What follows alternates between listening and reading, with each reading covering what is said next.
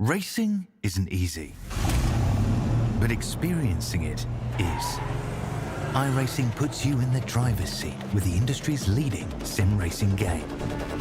Drive on laser scan replicas of the greatest racing circuits from around the world. Go head-to-head against other drivers chosen by skill-based matchmaking to ensure competitive racing at every level. Compete across all your favorite series. In officially licensed cars, engineered to deliver the most accurate driving experience possible.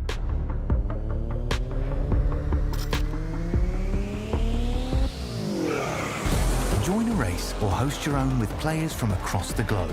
Race against the computer or in a league with friends. Feel the thrill behind the wheel. Visit iRacing.com.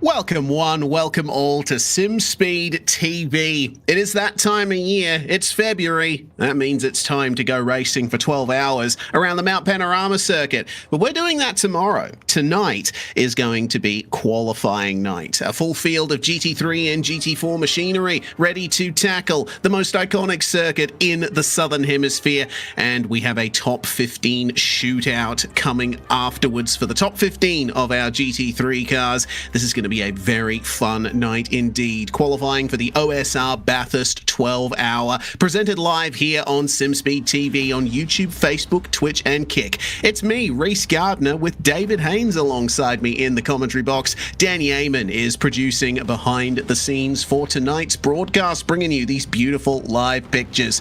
Well, David, Bathurst is, I think, a track that, once again, needs no introduction for all of us here in the AusNZ Simsphere, but this is a fantastic night of the year, whatever your thoughts are on this track, and I'm sure all those thoughts are positive.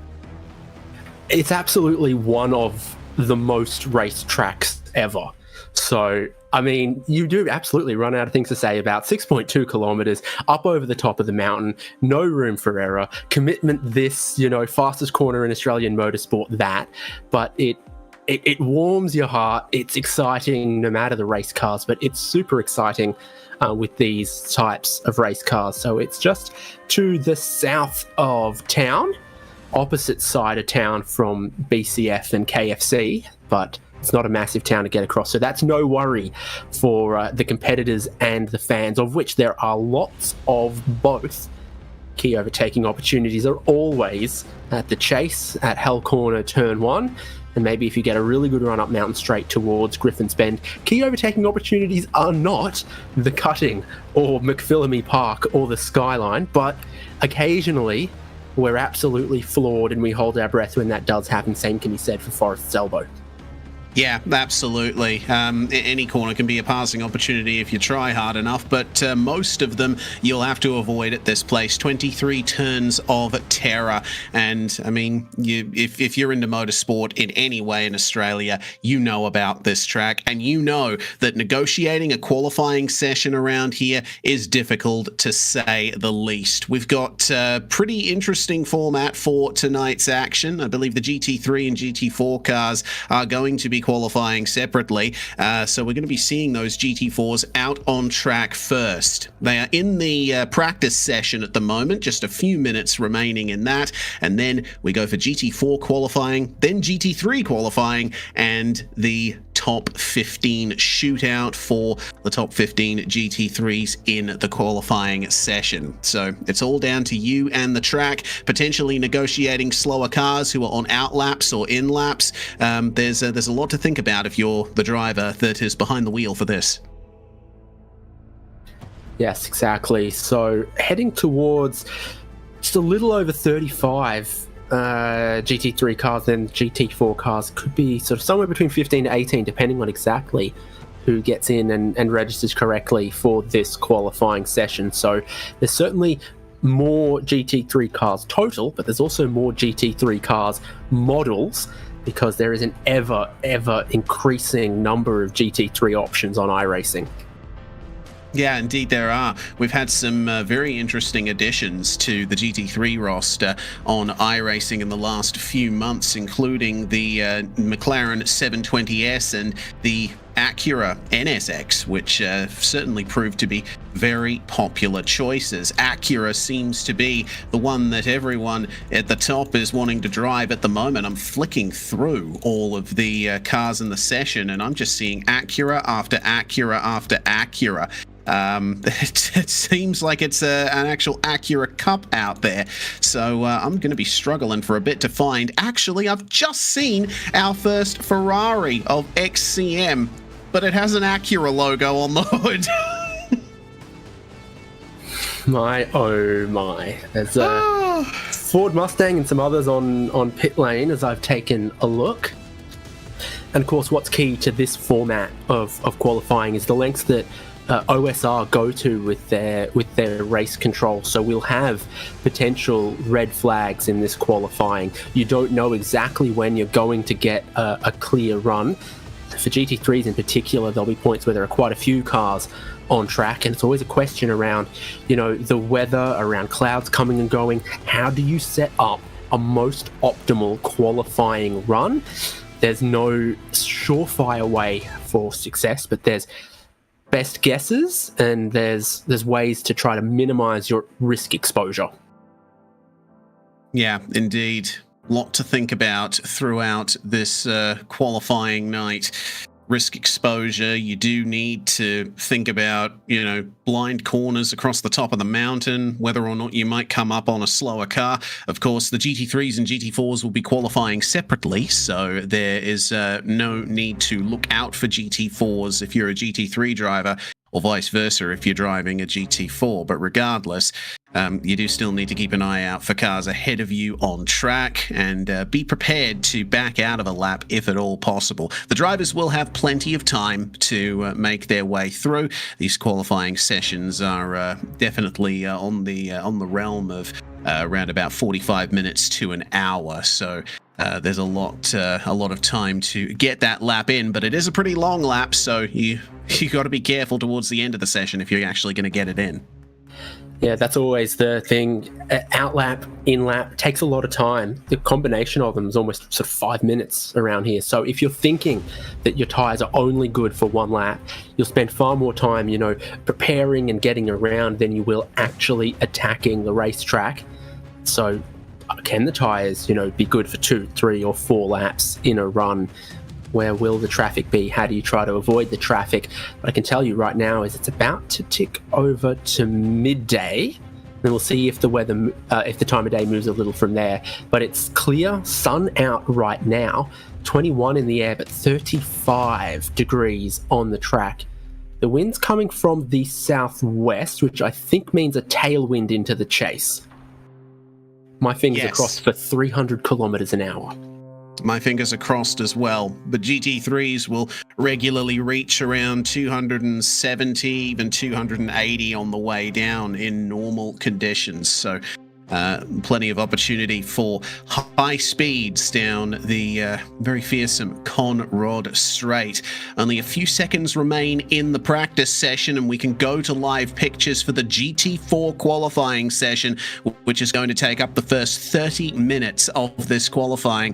Then there's going to be a 5-minute break, and the GT3s will go for an hour, 60 minutes of qualifying for our top class. And in terms of the teams that we've got here today, the entry list is packed with some of Australia's best. We've got WKMP Sim Sports in GT4, as well as Blackout OPR. Frog Leap Juice Racing has a few cars in there as well, not to mention JTIT Race on Oz and Summit Sim Sports. We've got lots of excellent drivers ready to get out there and set their lap times as the session begins. GT4 qualifying is now go.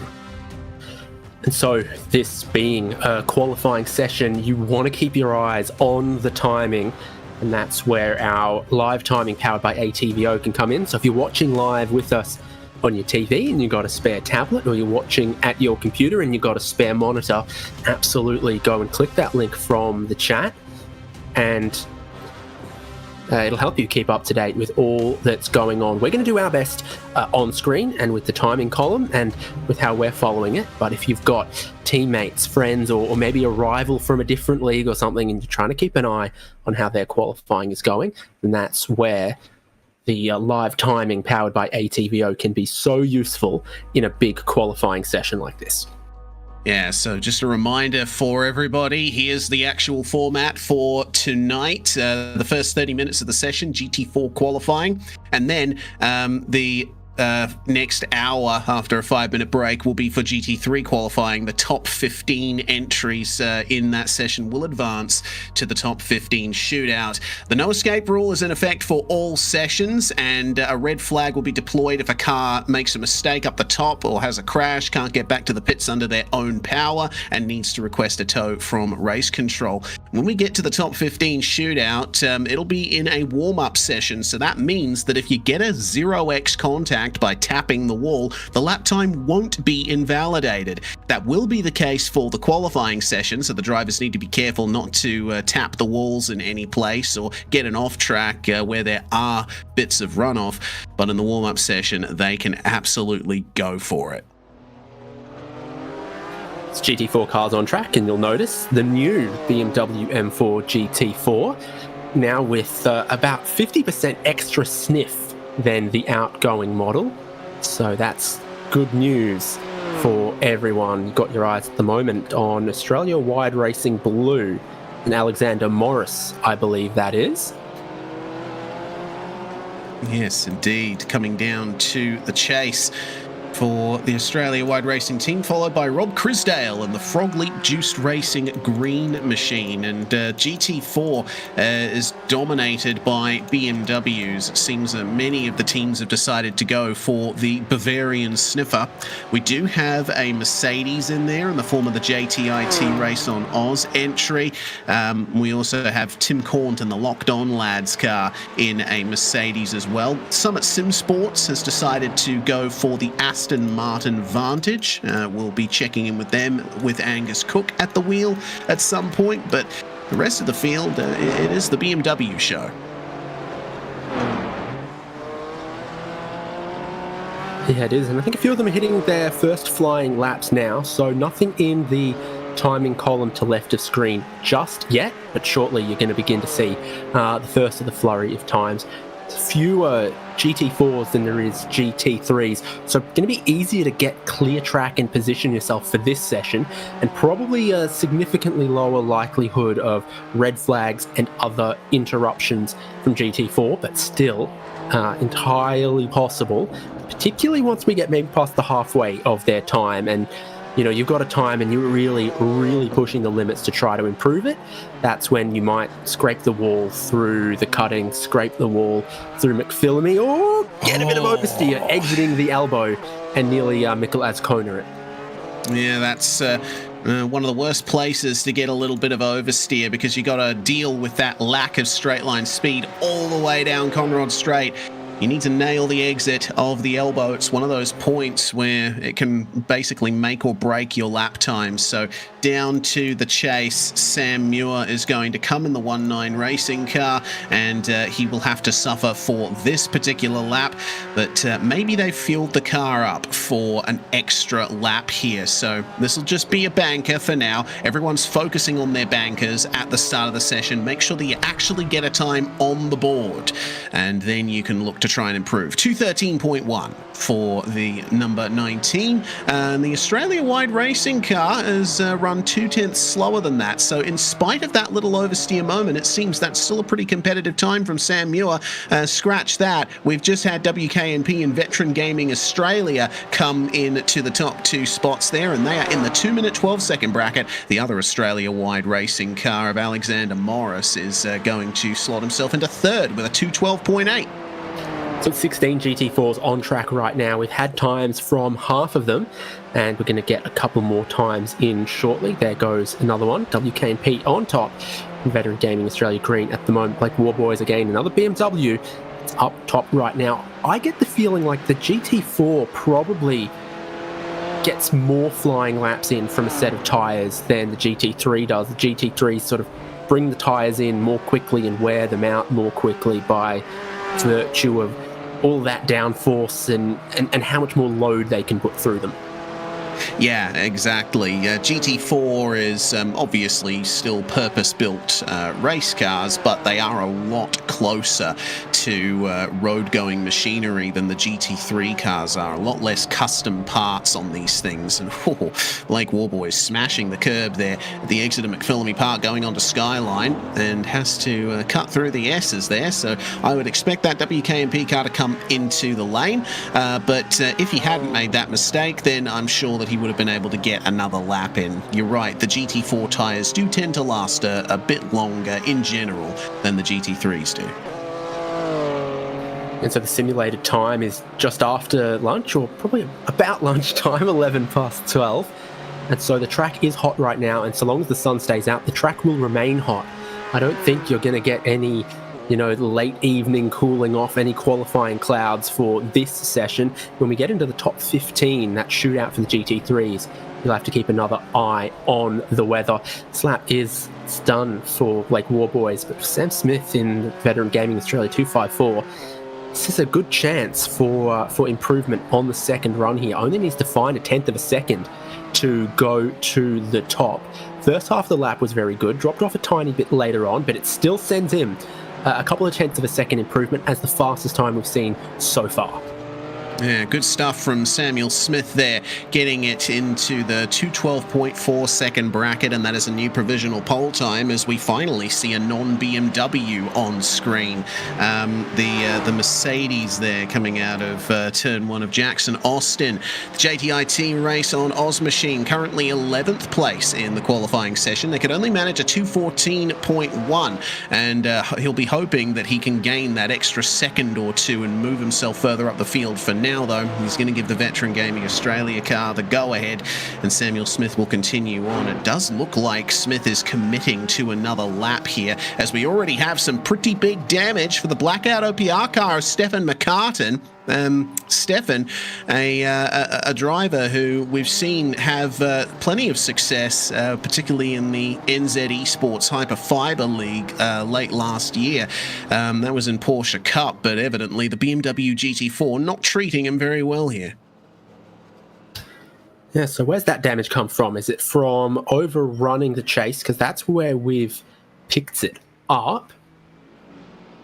Yeah, they had already set a lap time, so evidently it did happen across the top at the S's, I just see. I think they've parked in their pit box without checking fast repair there.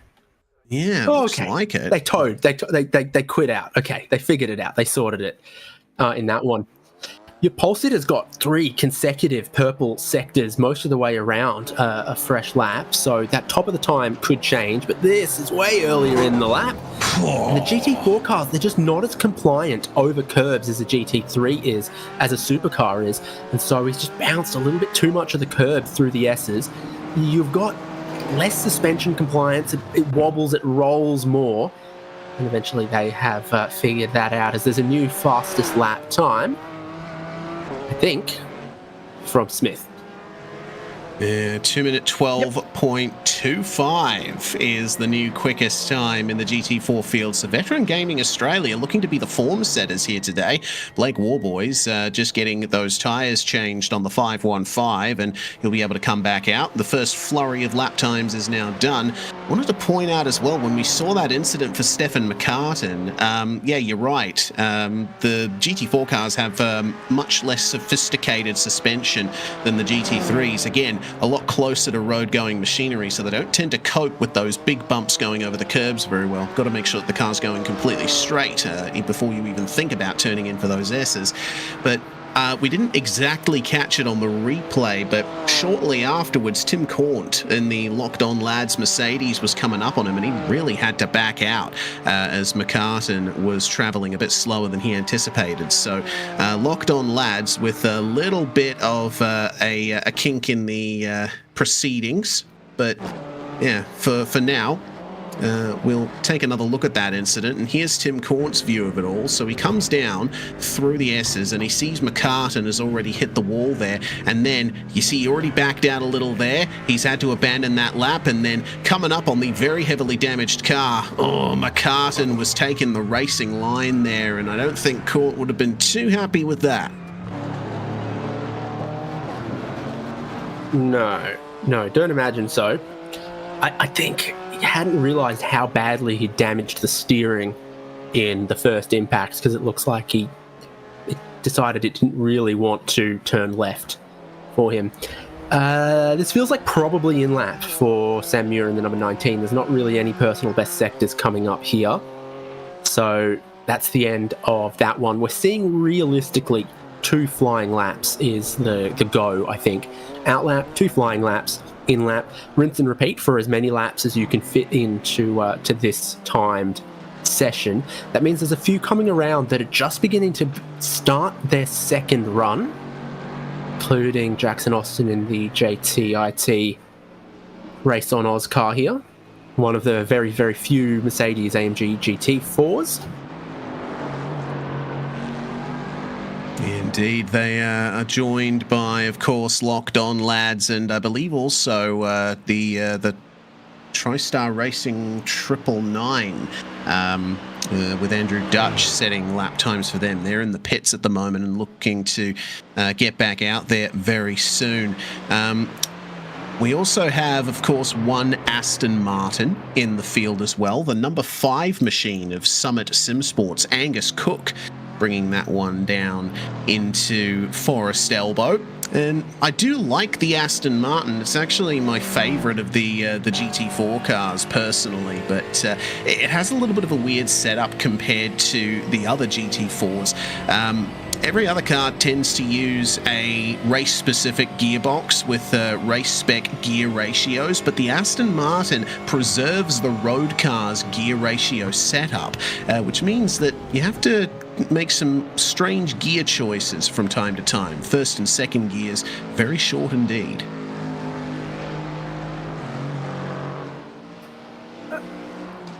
There are a few interesting decisions in the Aston Martin GT4.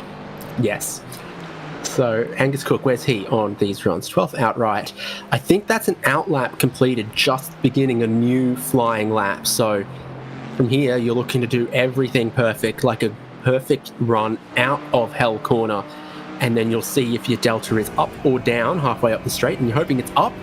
And this is the beginning of a new good lap. The movement there, or I think...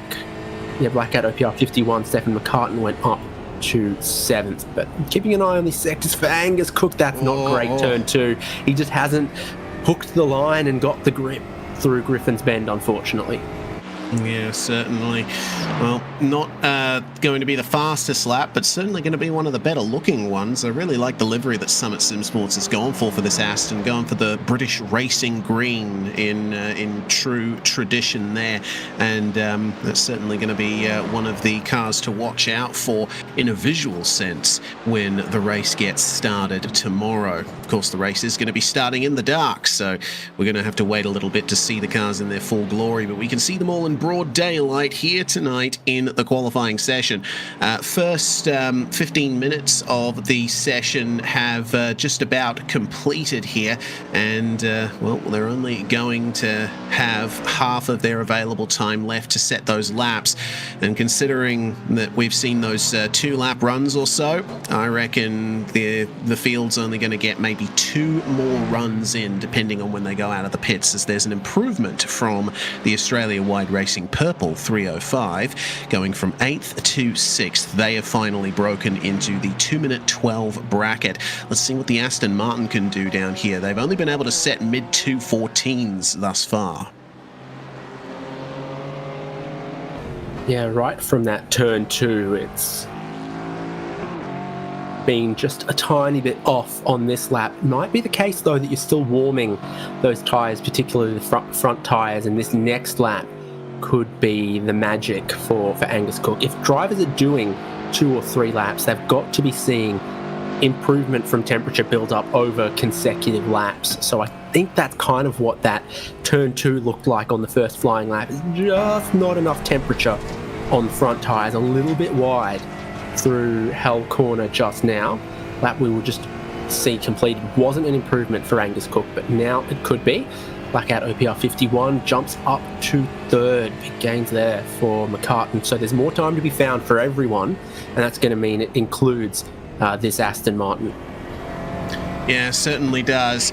There's awesome stuff from the Blackout OPR crew. McCartan overcoming those gremlins that he suffered from on his first run. Now Cook having a bit of a better run up the hill this time around.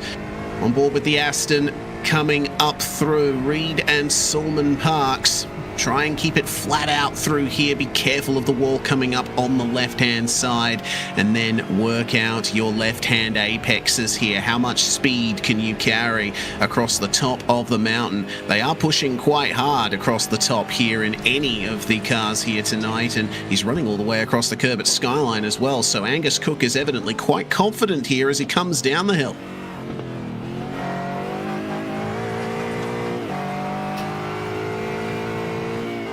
Yeah, sector's okay. This is a good lap that looks like it could go to an improvement for Angus Cook, which is what they're going to want, what this team are going to want.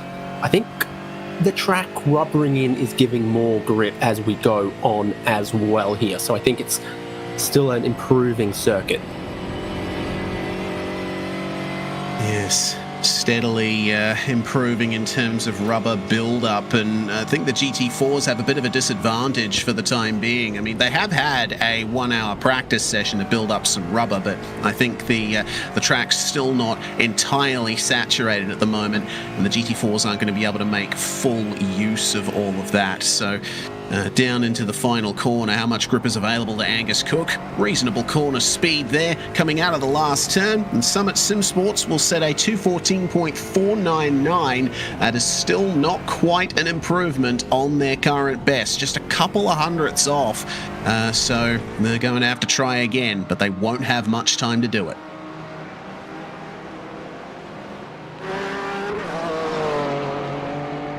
So this is the car currently on pole. Second flying lap, I think, since the last pit stop.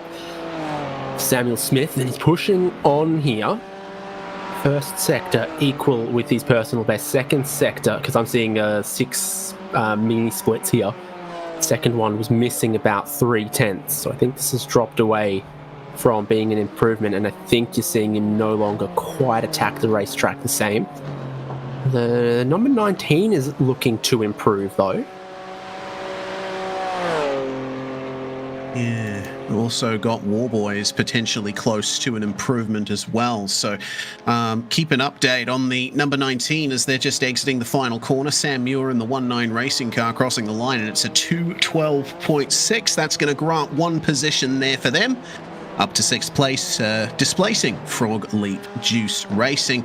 But back to Blake Warboys in the 515. They got to try and gain a few tenths to come up against the Veteran Gaming Australia green car, 2:12.463. That is a solid improvement for Warboys. Brings him a little closer to provisional pole. Doesn't quite get him it though.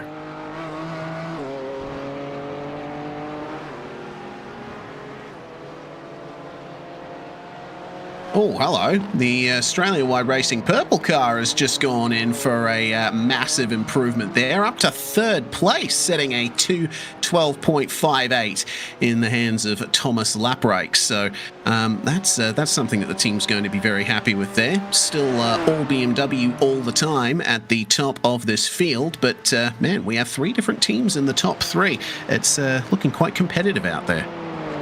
Yeah, just trying to estimate, because I think we've only got 10 minutes till checkered flag. Yeah. In this session for the GT4s as well. So if you're just on an in-lap now, putting new tyres on to do an out-lap, you've only got 2 more flying laps, and the second of those is probably going to be the best as well. So realistically, it looks like 3 attempts, 3 runs in qualifying, and basically everyone's done their second and are just gearing up for their third and final with the amount of time allocated for GT4. And GT4 don't go to a shootout like GT3 do, so it's about to be, it for GT4. Yeah, indeed. The times from this session set the grid for the GT4s, barring, of course, any post-qualifying penalties that may arise and or registration errors tomorrow, which, you know, there's always a couple of teams that mess up their registration somehow in events like this. It's Sunday morning too, isn't it? So that's horrible time. Yeah, I mean... God forbid you're in WA like me. For those of us here in Perth, the race tomorrow is going to start at 6 in the morning, and the actual race server opens at about 4:45 in the morning. So it's going to be an early day for those of us here in the West. But at least you get to experience the Kwinana Freeway. Yeah. Oh dear. Well, I mean, Kwinana Freeway is probably not too bad on a Sunday morning, but you never know. Depending on when the V8s come here in the real world, the freeway might get a little bit clogged up. We'll have to wait and see. That's still a few months away as the Veteran Gaming Australia green car, a provisional pole sitter, brings it into pit lane. Samuel Smith going to look to get one final run in before the GT4 qualifying session concludes. Meanwhile, the 51 Blackout OPR BMW on its way up the hill. Stefan McCartan has set a mid 212 at the moment, his last lap being a 213.1, so I think he was just gearing up for another one. Hopefully he's able to improve here, otherwise that's the end of the session, completely gone for them. Yeah, I think this is first of 2 flying laps for McCartan here, so this is probably still... the time is okay, but it's not tracking for improvement. This is really tyre preparation stuff. So they have the out lap and then a lap, and it's after that where the tyre temperature really begins to reach its peak. It's sort of 4 to 5 minutes to get the tyres warmed up, not 90 seconds and bing bang go. So that's the onboard of the newest GT4. For McCartan, looking at those sectors, we're just sort of, 2-3 tenths down every way along, and really I think you'll see him in the final corner, Murray's corner, set up for a late apex there, because he knows this lap's not going to be improvement, but the next one could be. He's going to need to position himself as well. Do you want to be too close to the Mercedes in front, or do you just back off a tiny bit here? Yeah, that Mercedes in front is one that we haven't seen on broadcast yet in this session. That's Philip Leach in the Rapid Theft Racing car, 177, as McCartan crosses the line to begin another lap here. That was a 212.7 that he set. It's actually quite close to the ultimate time that he currently has to his name. So potentially he could get a little slipstream off the Mercedes. And improve this particular lap. That is, of course, assuming that he has the fuel to get around for one more go. That's assuming that his fastest lap, being 3 seconds faster than the fastest lap of the car directly in front of him, means he won't get held up over the top of the mountain on this one as well. That's why the previous one wasn't looking for an improvement. I would have dropped back 3 or 4 seconds potentially, because this one is unlikely to be an improvement now over towards Skyline. Yeah, coming up on a car that is slower on pace across the top of the mountain in a qualifying session is the worst nightmare of every sim driver in Australia. And McCartan is edging closer and closer to Philip Leach here. Philip's just minding his own business out here. He's trying to improve his team's chances, so he is committing to this lap, as is his right, and that has thrown off McCartan behind. So fortunately for Philip, he won't have to contend with the BMW all over the back of him into Forest Elbow, but on the other side of the coin, McCartan probably ruining the timing of this lap. He does get a better exit out of Forest Elbow and should be able to pick up some slipstream, but the lap is already over for the BMW there. Maybe the Mercedes can catch a bit of slipstream off of him. The previous lap was already over as well, so it's on OPR for how they've positioned themselves, not for Rapid Theft, who are giving it their all right now and doing well to position themselves. 5 minutes remaining in this session, so it's when there's 1:05 left on the clock that checkered flag will wave on GT4 qualifying. Your top 3 are all in approximately the same place on the track right now. as well. So this could change really quickly in a couple of minutes' time. Sam Muir there. He was positioned right to pick up the tow that the car in front wasn't, and he moves up into fourth. Yeah, good stuff. Very well timed and well played from Sam Muir, getting into the top 5 now. They were previously in 6th, I believe. So right at the end of the qualifying session, solid improvement for the 1-9 racing machine.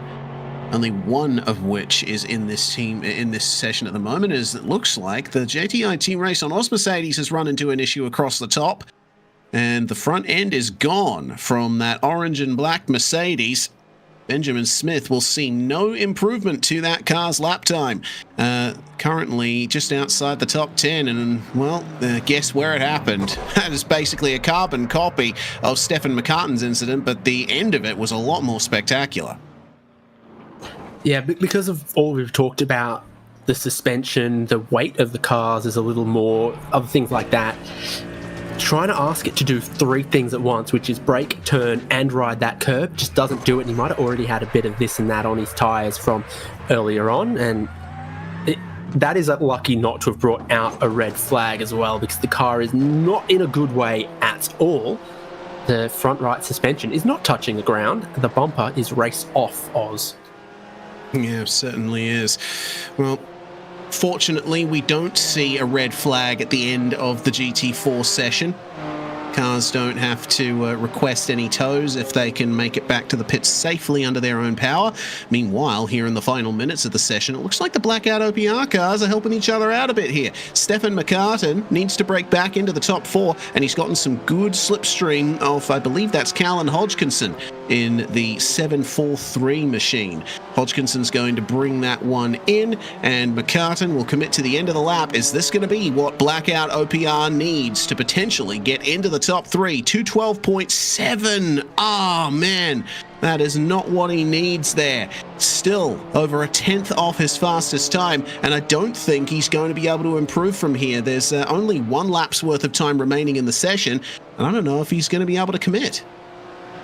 No, it's your current top 3 that look like they stand a really good chance of improving. It was a purple sector up the hill for 254 Veteran Gaming Australia Green. That's this car, and this lap is looking really, really hot right now. They only hold pole position by 0.2 of a second, but this lap is going to expand that, and just behind them on the road is second, just behind that on the road is third.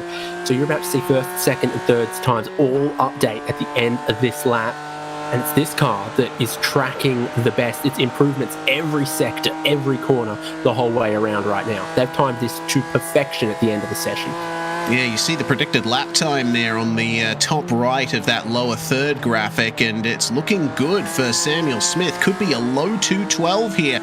See it creeping up in the 211 bracket. Is it going to be enough to overcome the 212.2 that they set earlier on in the session? A good margin that they have at the moment, but they need to get as many improvements as they can, and just at the end of the lap, it seems like they weren't able to. It's a 212.3 on that lap, but they still have provisional pole for the moment. WKMP come across the line. They are 200ths off their fastest lap, and Australia-wide racing purple across the line here. And we wait to see what the time is there for them. And wow, the Australia-wide racing blue car actually just pipped them to P3 there. 212.586. There's 0.003 of a second separating the Australia-wide racing cars. Yeah, so at the moment they're headed for, a second row lockout, which is almost as good as a front row lockout. But yeah, to start alongside your teammate for the race, I think it's a pretty good thing. The way the rules are written for, the overlap and everything off the race start, be good to be alongside one of your teammates. Almost everyone is sort of done based on their run plans, and the checkered flag is about to wave in a second right now. So for most of these teams, they look like they're done. Yeah, looks like it. I don't see anyone on a potential lap time here. There's potential for the Veteran Gaming Australia car to commit to the end of this lap. They had already crossed the line when the checkered flag came out, but they are off by half a second, so no improvement to be seen for our provisional, soon to be confirmed pole sitter for GT4. And I guess we have to say at this point, congratulations to Veteran Gaming Australia Green, because they are solidly on top here, beating some of the heavy hitters in Australian sim racing. Yeah, a lot of solid laps, some of them earlier in the session. And I mean, we talked about, they were tracking for an improvement and didn't get it, but the lap time that they had just set at the end of the session there also would have put them on pole. In fact, I'm going to have a look. How many laps did they do that all would have been good enough for pole? All right, well, David Haynes goes and crunches those numbers. We see a very aggressive pit entry from the WK&P car just behind there. And now we enter the little warm-up phase between our GT4 and GT3 qualifying sessions. There's a chance that we might see an appearance from the OSR safety car, which is emblazoned with logos from organizations and individuals that have donated to the Balin Stewart Foundation. There is a charity drive going for that at the moment, and we'll talk more about that later today and of course tomorrow as well. But for now, here is your GT4 class results. 0.2 of a second, solid gap for Veteran Gaming Australia Green. Samuel Smith beating Blake Warboys to provisional pole there. Morris and Lapreich in the Australia-wide racing cars, 3rd and 4th. Sam Muir puts the 1-9 racing car in the top 5. He'll be happy with that. Stefan McCartan in the first of our Blackout OPR cars, followed by the trio of Frog Leap juiced racing cars, Grotch, Crisdale and Boswell setting some solid times there. Callan Hodkinson rounding out the top 10 in GT4. With JTIT Race on Oz, unfortunately could do no better than 11th. Benjamin Smith may have been able to improve, but unfortunately his lap time did not come to the fore. Angus Cook in the Sol Aston Martin in the field for Summit Sim Sports will set a lap time good enough for 12th. Then another 0.2 or so back to Tim Cornt in the Locked On Lads Mercedes, followed by Philip Leach in the Rapid Theft Racing 177, and Andrew Dutch in the TriStar Racing 999 was only able to set one lap there, and it was nearly 7 seconds off provisional pole. So it looks like TriStar Racing is going to be focusing on the run tomorrow in the 12-hour race to come. See if they can make some improvements, David. Yeah, so as excited as I was, your pole sitter only set 2 lap times that would have been good enough for pole, because their third best was just a couple thousandths of a second slower than the best time set by second place. This is how things work today before we go to the racing tomorrow morning. So we've just had the 30 minutes of GT4 qualifying, about to get into an hour of GT3 qualifying, where there'll be nearly twice as many cars on track. Positioning will be more difficult. The chance of a red flag are even higher. Times in this period set the grid for GT3 entries from 16th to 38th, but the top 15 is where you want to be, because they advance to the top 15 shootout happening tonight. Yeah, indeed they do. And looking forward to seeing what times the GT3s will be able to set around here, because, man, there were some competitive times being set in practice. At the moment, the pace setters are the Volante Rosso by Eclipse cars. The number 1 Acura 202.4 was the fastest time in practice. So we'll have to see if they can match that or even improve on it in the qualifying session. And that is all we can really say about that as we get ready to get things started here. A mere 30 seconds or so before the GT3 qualifying session is ready to get started here. Yes, safety cars running around. Here it is, the BMW M2 CS competition safety car. And in a moment, you'll see GT3s pouring out of pit exit. Here we go then. The OSR safety car, of course, promoting the Balin Stewart Foundation. Hashtag Bin the Blade for Balin is obviously emblazoned over the broadcast and over this car, as well as the GT3 cars go. The Balin Stewart Foundation is a charity set up by young Balin Stewart's parents, Michael and his wife Kerry Lynn to enact positive change in the Sunshine Coast community after Balin was fatally stabbed at the mere age of 16. Anyone who has a knife, bin it, is the goal of the charity, of the foundation, and it's awesome to see that they've managed to turn a tragedy into something so incredible, enacting that change in the Sunshine Coast community. Well, for now, we can turn our attention back to the racing. To the qualifying, more like Dylan Burst leading the charge here in the Eclipse Acura as Ryan Bettis in the Blackout OPR number 47, one of the few Ford Mustangs in this field, being chased by yet another Acura. It seems like the Japanese-American brand is the one of choice here today. That mid-engined NSX will absolutely tackle this place. Yes, so the American brand owned by the Japanese company whose customer sports cars are assembled in Italy by JAS Racing, who also assemble the Honda TCR cars, I believe. Oh, how about some almost all Italian, because there's a Ferrari 296 GT3, the Italian brand owned by the Italian company whose customer sports cars are assembled in France. We're truly international, aren't we? And here comes Stuttgart. Luke Swan in the Porsche 911 for 95 Sim Sports, and Dean McKay in the TriStar Racing 222 McLaren. And that is emblazoned in a beautiful, I believe, potentially Senna-inspired livery there. Hugo Allen in the KRF Motorsports Sim Blacks car. I believe that is one of, if not the only, BMW GT3 in this field. Alexander Bird for Vendaval Sim Racing. Man, he's going to be an absolute factor here. Caleb Hides as well. There's a load of heavy hitters getting ready to get going here as the lap time starts. Cameron Dance in the Orbit Drop Bear Mars car as well. We have so many big names in Australian sim racing competing here. Plenty of success, loads of race wins and championships spread amongst this field, and it all comes down to this as the field gets going. Long train of cars getting slipstream up the mountain straight. Was getting towards a car park in the final sector, drivers lining up, trying to give himself a second or two to the car in front. They were doing 40 k's an hour out of the chase, but everyone's just lined up, got their space for this first attack. And Dylan Burst leading the way, who's got the fastest sectors so far. He's warmed up his tyres how he wants. He's got pure clean air in front of him, and that might not be a guarantee with this many GT3s out on track for the remaining hour of this session. And I put to you, the GT3s aren't built quite as sturdily as those GT4s. Some of those crashes we saw from GT4s would bring out a red flag for GT3s. Yes, actually, that's a very good point. We'll have to keep an eye on the potential for crashes here across the top.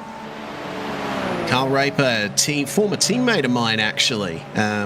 When we were both at Fusion Sim Racing, driving for Orbit Drop Bear as well. Actually, Orbit Drop Bear has come out with a solid roster of drivers here, and they're looking quite competitive in those Acuras. Meanwhile, Dylan Shepherd, another former teammate of mine. Man, there's loads of former teammates that I've shared the track with here. Sound like you get around, Reese. Yeah, well, I mean, I haven't gotten around. They all have. I've stayed with the same team this whole time.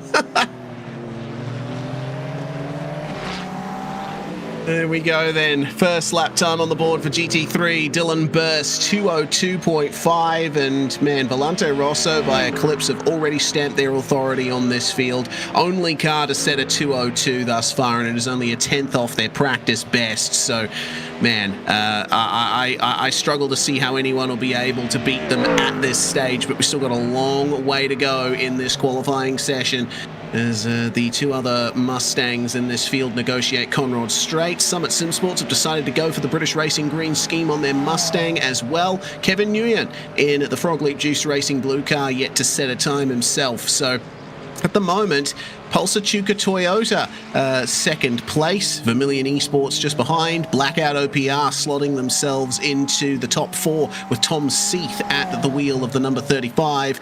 And we still wait on lap times from all of those behind as Dylan Burse comes back around here. It looks like he might be... it's hard to tell if he's pushing or not, but for the time being, I think they'll be happy with that lap time. If he's pushing, he's not improving. It's looking very one and done, a little bit more like we expected from GT3. The GT4, saying takes a little bit more to get the energy into the tyres. The tyres give a couple more laps. Here in GT3, it's looking super one and done for Dylan Burse, at least. What about Job Stewart from 5th? I think he might be doing all right on his second run. Yeah, Job in the Evolution Racing team number 12. Bringing the sectors up from the last lap here, 203.191 for that team so far. Comparing those sector times, again, hard for me to tell exactly where the improvements or disimprovements lie, as the Pulsachuka Toyota car has just improved into the 202s. Until Rafael Sabo, another driver who is competing very successfully in the NZ Esports Hyperfiber League a few months ago, doing a very good job there. Vermilion have gotten into the 202s as well as Stewart brings it to the line. Is this going to be a 202 for him? 202.9. All right, we are looking for some excellent competitiveness at the front of this field, at least for everyone from second on back. So that's interesting. There is 2 different possible run plans. Dylan Burse did one and then was in, whereas Job Stewart for Evolution Racing team number 12 sort of maybe took the first flying lap easier, brought the tyres in, and then was placed well on that second lap for just a little bit of slipstream, but no impedance by the looks of things. So now you've got a messy track with some drivers out there pushing for a second flying lap, some drivers on out laps having pitted, and I think it's going to get increasingly difficult from here to guarantee a clear run on your flying lap. Yeah, we're going to be having lots of variations in run plans going forward. There's a difference of maybe waiting half a minute to get back out onto the racetrack, and suddenly you might be getting in the way of a bunch of people who have decided to go back out right away. As the session goes on, we're going to be seeing a lot more of that. And we got to remember as well, the GT3 field is over twice the size of the GT4 field. So that's another thing to keep in mind. It's a very crowded track out there at the moment. It's also a higher strength field significantly for GT3. What that means is they know better but won't do better. Oh, okay. Right. See, this is what we're talking about. Now, from here on out, things are just a little sloppy. Oh, yeah. Has that been in the wall, though? Or is it just trying to stay out of the way? It's hard to tell. I mean, Hugo Allen clearly very slow at the moment, but I don't see any damage on that car. We're going to go back 30 seconds and see what happened to the BMW here. Looks like he pulled out of the way along with the 911 Porsche of JEHF Speed. Ethan Morris at the wheel of that one, and it looks like Hugo waited a bit longer to get it going there so we could get some clear air. So for everyone who thought one flying lap hit, they are onto their second run already. That includes Valente Rosso, Eclipse, Dylan Burse, and this is quicker already. The track looks good for him though, because he's raced around on his first out lap, first flying lap, in lap, and so he is working his way through the cutting right now. And look at that, across the top of the mountain, very few cars. They're all down in pit lane, they're all in Hell Corner and Murray's Corner, whereas it's pretty clear for Dylan Burse. He's got new tyres. He's flying. Got a license to push the limits even further with a good lap already in the bank. Absolutely. Look at the amount of rubber that... easy does it. I wonder if that was an off track there for Dylan Burse. That was very close, at least, coming across to Skyline, but you see how hard he pushes through the S's here. It's it would have been a good lap, but I think he might have just overstepped the mark a tiny bit too much there, and that's a wall tap on the exit of Forest Elbow. That might very well be a 0x, and we'll wait and see if he pulls into the pits from here, but I think that's pretty likely. So no improvement thus far for our provisional pole sitters, but they still have almost 4/10 on the rest of the field, so they've got a good margin to play with. The next car you're going to want to look at is Vermilion Esports, Zach Rattray White. They're currently 4th in the timing on the car 117, but it's clear track for Rattray White, doing a similar run plan to Dylan Burst, and I think his lap has been pretty clean so far. So this could jump a little bit because you've got that Volante Rosso Eclipse car with almost 4/10 of a second on the field. That's going to close up. The more cars get a run, the more they get closer to their optimal, the more that gap is going to narrow somewhat. This could be one of the cars that either narrows that significantly or, dare I say, eclipses it. Very nice. Well, Rattray White out of the final corner, improvement for the Vermilion Esports 228, and Rattray White across the line to a 2026, so that has completely slashed the advantage for the number one car. That's a very big statement there from Rattray White, and good timing as well, because a bunch of cars just coming out of the pits in front of him. So I think you're now in-lapping around a whole heap of cars that are out-lapping. It's not looking like he thinks he's going to go faster again on those. Whole heap more other times coming in now, though. The number 31 Evolution Racing Team car with Lachlan Capel goes to 8th. And the number 35 of Blackout OPR, Tom Seath, driving an Acura.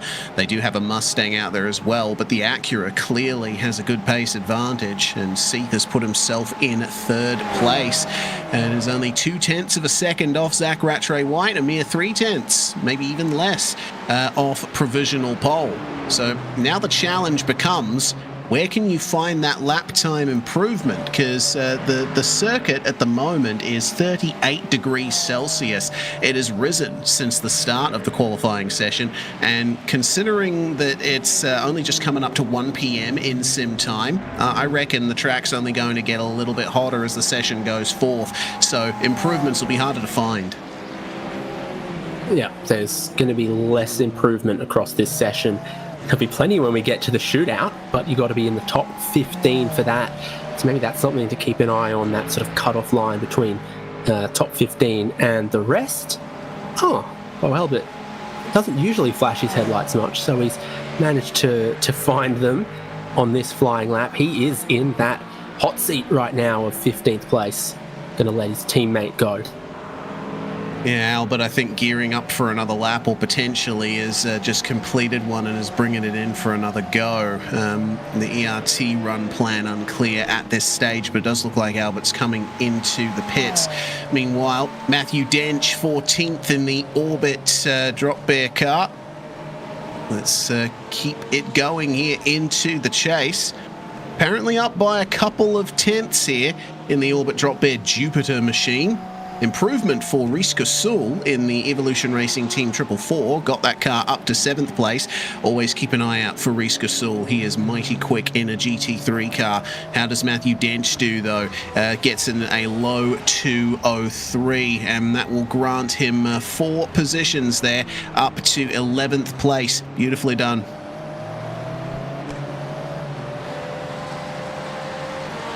Little lull in between runs again. You've got a lot of cars that just about to pit. I think the number 1 car is on a flying lap. Yeah, but I got caught a bit of traffic here across the top of the hill. Yeah, it's Ewan Baker in the Synergy Sim Racing Ferrari there, the number 14.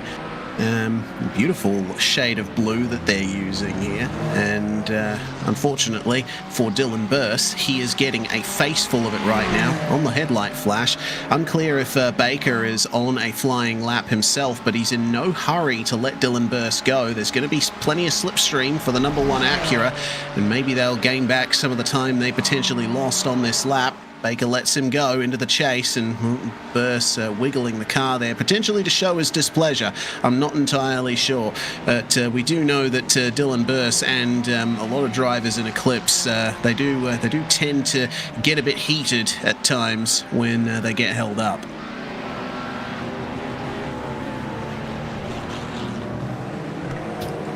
Yeah, tough to know where you could let someone go across the top of the mountain. Ewan Baker already from the start of that was on an in-lap. Oh, and Caleb Hydes has given that a little kiss there. That's gone.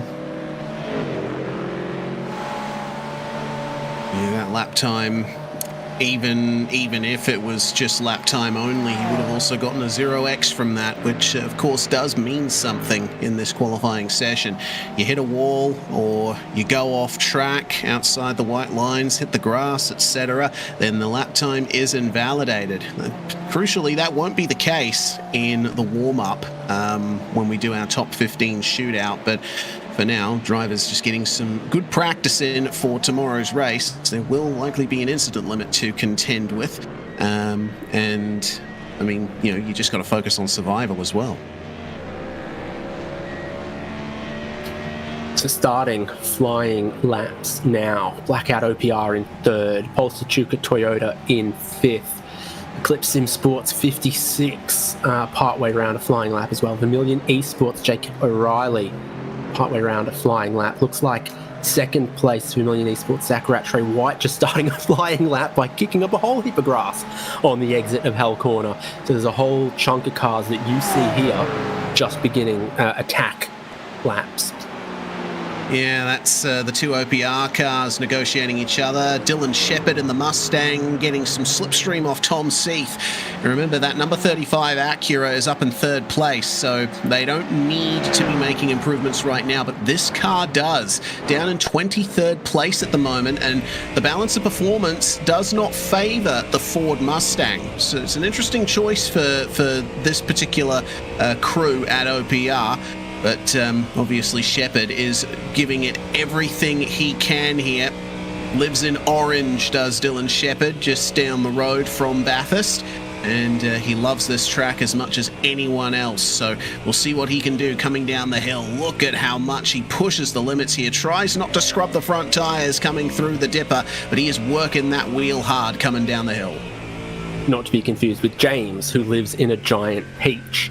It's clear that the team tactic here is to try to get as many cars as possible into that top five. Sure, you might want to be up top of this session right now. Looks great for the view from the top. But if you just get as many of your team cars as possible into the top 15 and into that shootout, that's really where you're going to claim, the front row and the pole. And if you're comfortably inside of the top 15, you can try to work with your teammates to get them in as well. Jacob O'Reilly just put the Vermilion Esports 228 into third spot. Good improvement from Vermilion. They are now second and third on the standings. And Shepherd brings the Mustang to the line here. Their current time looking at an improvement on a 2:03.5, and it will be an improvement to a 2:03.4, but that is not quite enough to get them into the top 10. They do stay 17th and now back to 18th as Bo Albert makes a massive improvement in the Evolution Racing Team number 7. Yeah, big swathe of improvements from a whole heap there, and I note that Vermilion Esports now got 3 cars inside of the top 6, so not only was Zach Rattray White looking competitive for them, but suddenly Jacob O'Reilly and Josh Pervine both shoot up into the top 10. Some slightly mean looking Acuras. Yeah, plenty of great paint schemes out there, but I love the fact that Vermilion has decided to go for this sort of black carbon fibery sort of scheme with just their logos in pure white. It does look like a dark horse sort of livery, and considering their pace at the moment, I'd say they would be dark horses for race victory tomorrow if they keep that pace up. But Josh Perween will not get a valid lap time on the board there, having run off the track just a few corners ago. Have to make it back to the pits and come out again. 40 minutes still remaining in the GT3 qualifying session, so we've got a lot to talk about left. Top of the session time just improved.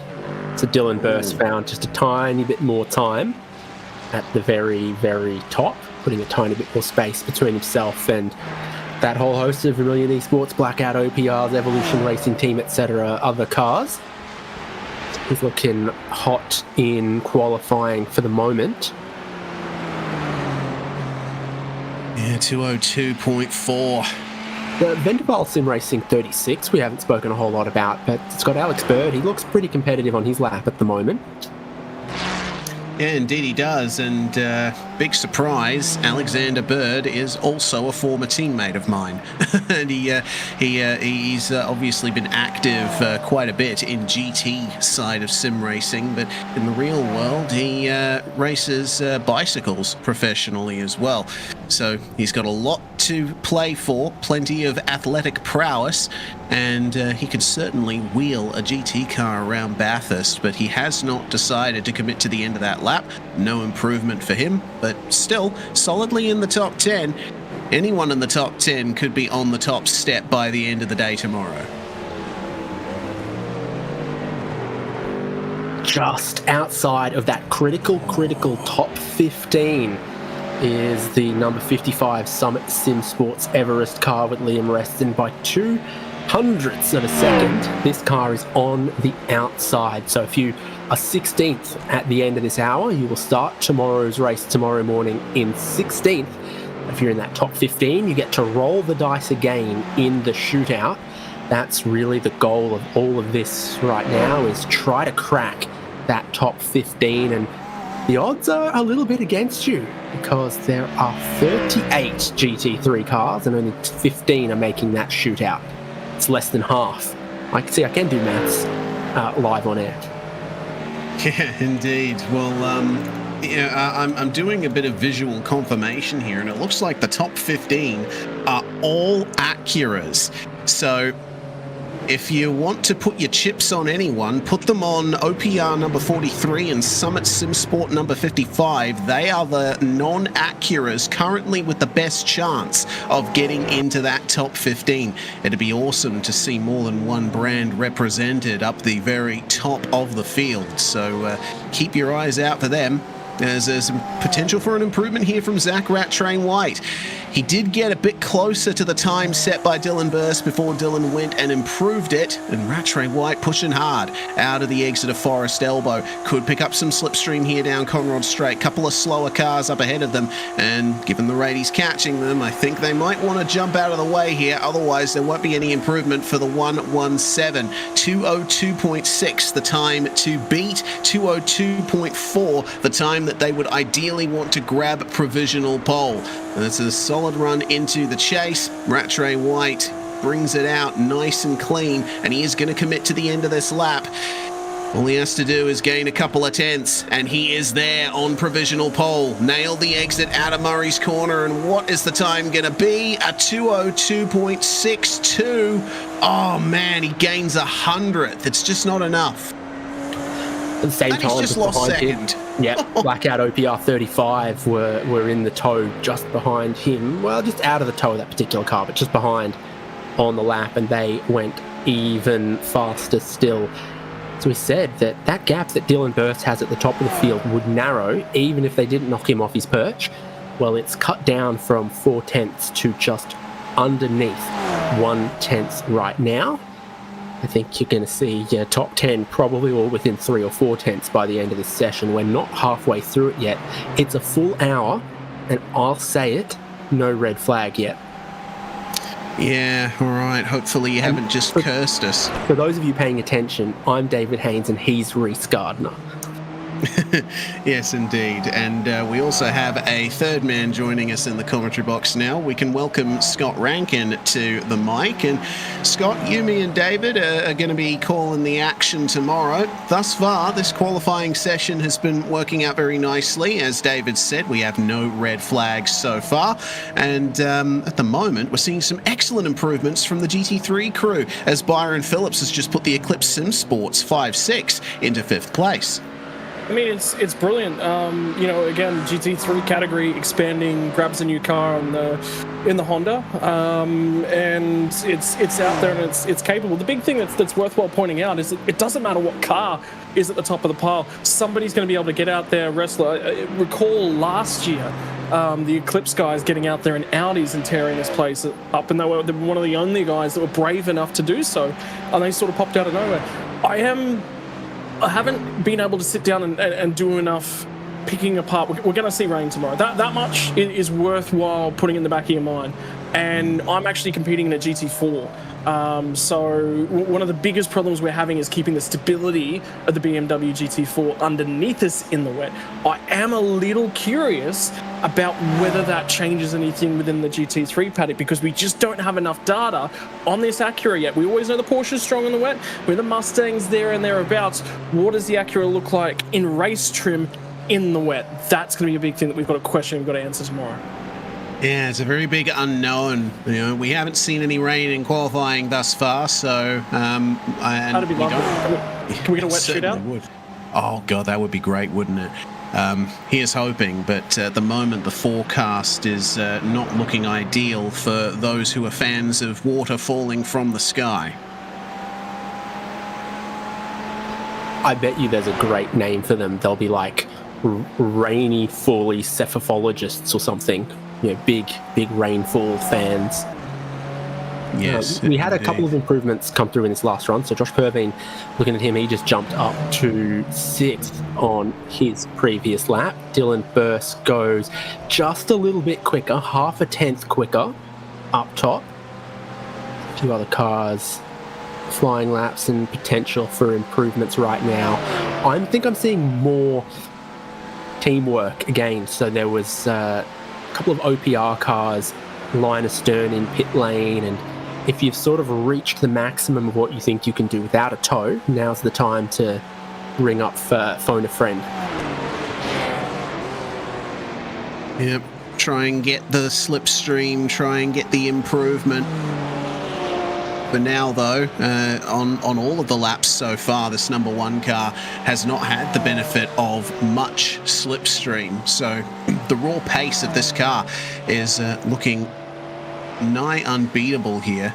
I mean, a tenth or two is not, much around a place like this, but it is still worth something. Well, half an hour yet to go in the qualifying session, and we're still tracking to see if there's any kinds of improvements here. But this is definitely going to be an in-lap for the number 1 car. I think the steady improvements from Vermilion and Blackout OPR worth keeping an eye on going forward, and improvements further back in the field as well. Riley Preston, former Drivers' World Championship competitor here on iRacing, getting himself into 13th place in the ERT 462. Scott, ERT have come out with a pretty massive squad here. Yeah, they certainly have. They've really come out of the woodworks. I would say from ERT, if you look at what they've been doing with their program, certainly I actually see this quite related to the Gen 3 program that's just come about. Their numbers have actually sort of exploded a little bit. A few drivers have been moving across. Have a look at Job now. He's a very, very good example of what's going on over there. They're all quite comfortable working together, and the benefit is for a lot of the driver pairings, particularly from an expanded team, you're going to get to see drivers that haven't driven alongside of each other for the first time. This will be a big team event, big opportunity for them, so that's going to be interesting tomorrow to see how they manage it. Look, tomorrow's, as much as we're sitting here and looking at qualifying times, we're half an hour away from sitting down, locking out and going, okay, we've got a shootout on our hands as well. And get their tyres up to temperature quickly. Red. Oh, is that an error on the broadcast? My ears just pricked up there. Red flag. And well, for now, we are going to just calm ourselves back down for the time being. Oh, dear. Dan Yeaman's playing pranks on us, so he's gotten us all up and about. If this was a cricket team, you'd owe us all a beer. Yeah, absolutely. Is Dan sitting in the background? He's the guy that's through the DRS review system. He's gone, yep, that's definitely not out, and he's punched the out button. Yeah, for sure. I think the Dan production Yeaman, I'm going to need you to reverse your original decision. I'll get you to signal when you're on screen. You're on screen now. Please reverse your decision of red flag. The track remains green. It certainly does. Well, that actually, you say that, you've actually just cursed us. Oh, really? Oh, no. There's caution at the dipper. Uh-oh, here we go then. Oh, it's Caleb Hydes in the Eclipse number 2. Has a massive incident there. And oh, yeah, okay, that's John Merritt in the Pulsar Chuka Toyota car that has come to a stop at the dipper as well. So we might, oh no, he's still rolling. He's rolling, so we might not get a red flag out of this. Oh, look at Caleb. Oh, that thing is bent. Yeah. Remember, these guys are trying to do their utmost to stay rolling. If they tow, qualifying ends for them. The problem is, this is a compromised car. Now, if you have a look at the sub-pregs and you've been reading on the rulings and everything that's going on according to tomorrow, this would be a full course yellow procedure. Everyone would have 15 seconds to jump on their pit lane speed limiters, and we'd be isolating the field to pit lane speed limit, 50 k's an hour. But that would allow those cars enough time and safety to get back to pit lane. So they're compromised today. It doesn't really help today, but tomorrow there's a process and procedure to go through for that. Yeah, indeed. Keep an eye out for all of that. And the Oceanic Sim Racing team have certainly been on the blower to everyone, making sure that everyone knows of that. And this is not ideal for anyone coming up on Caleb Hydes, who it almost looks like is backing it into the chase there. Deja vu. I've just been in this place before. But for now, he'll come back to the pits and get reset. Still, a little bit of an interruption to this qualifying session, and for my money, it looks like John Merritt made the mistake on his own, and it seems that Caleb Hydes might have too. I've never seen a car crab that hard. We're going to look back. Pulsar Chuka Toyota, John Merritt on the way, rear let's go on the way into the dipper. He backs it in, but then has Hydes already knocked the wall earlier on? No. It's just slowing up and letting cars by at this point, but this could be it. This could be it. Oh dear. Okay, some miscommunications. A whole gaggle of cars coming up on him at the top of the mountain, and he was trying to stay out of the way, not too sure where to put the car. Ended up getting rear-ended by that's one of the Ferraris. It's Todd Hayne in the HTS Racing yellow car, so that car got some damage out of that as well. Here's the view on board, Scott, and my lord, this is not what you want to see. But the difficulty is, where do you go at this point in time? Like, both sides of the track are compromised. So either Caleb's going to be on the left as he's coming off of there, you know, again, trying to do all that he possibly can, and he's trying to phase the tyre in. You know, he's trying to bring the tyre up to temperature, stay out of everyone's way. It's, to give you an example right now, the data and the stuff that I normally use for my own racing and also my commentating, I've got no data readouts at the moment. So my data is completely dead.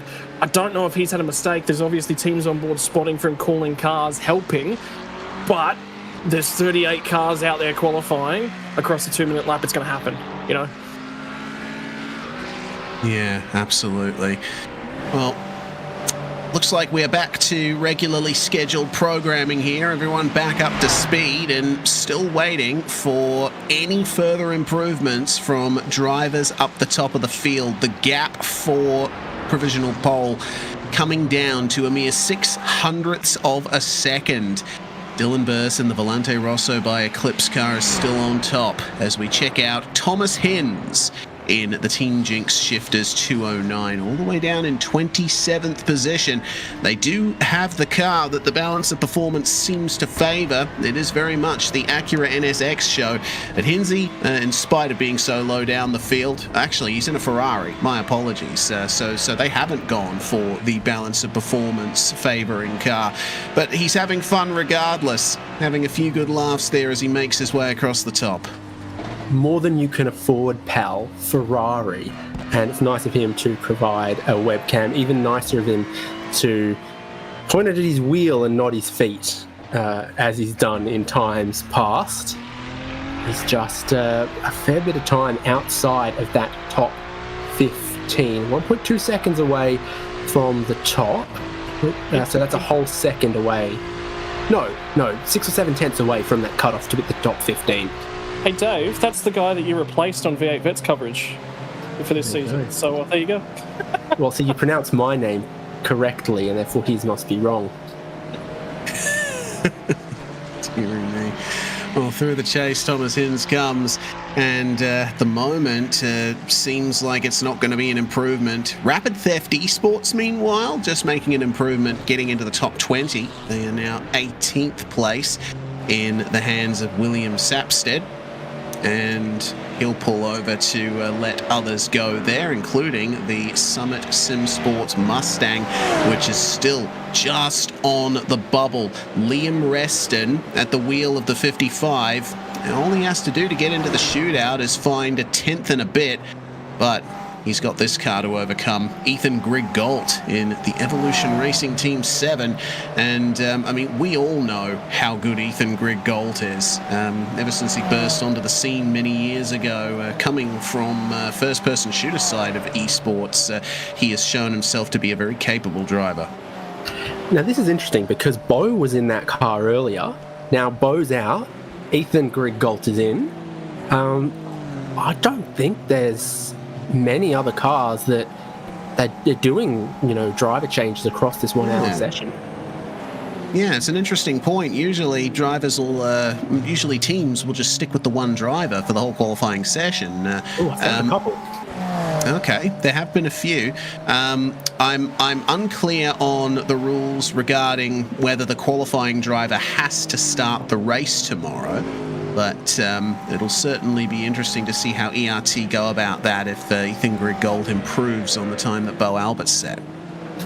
Not the only ERT car where that's happened, because in the 31, Robbie Gibbs and Lachlan Capel have both done runs, and I opened another one where that was the case. Momentum Motorsports 78.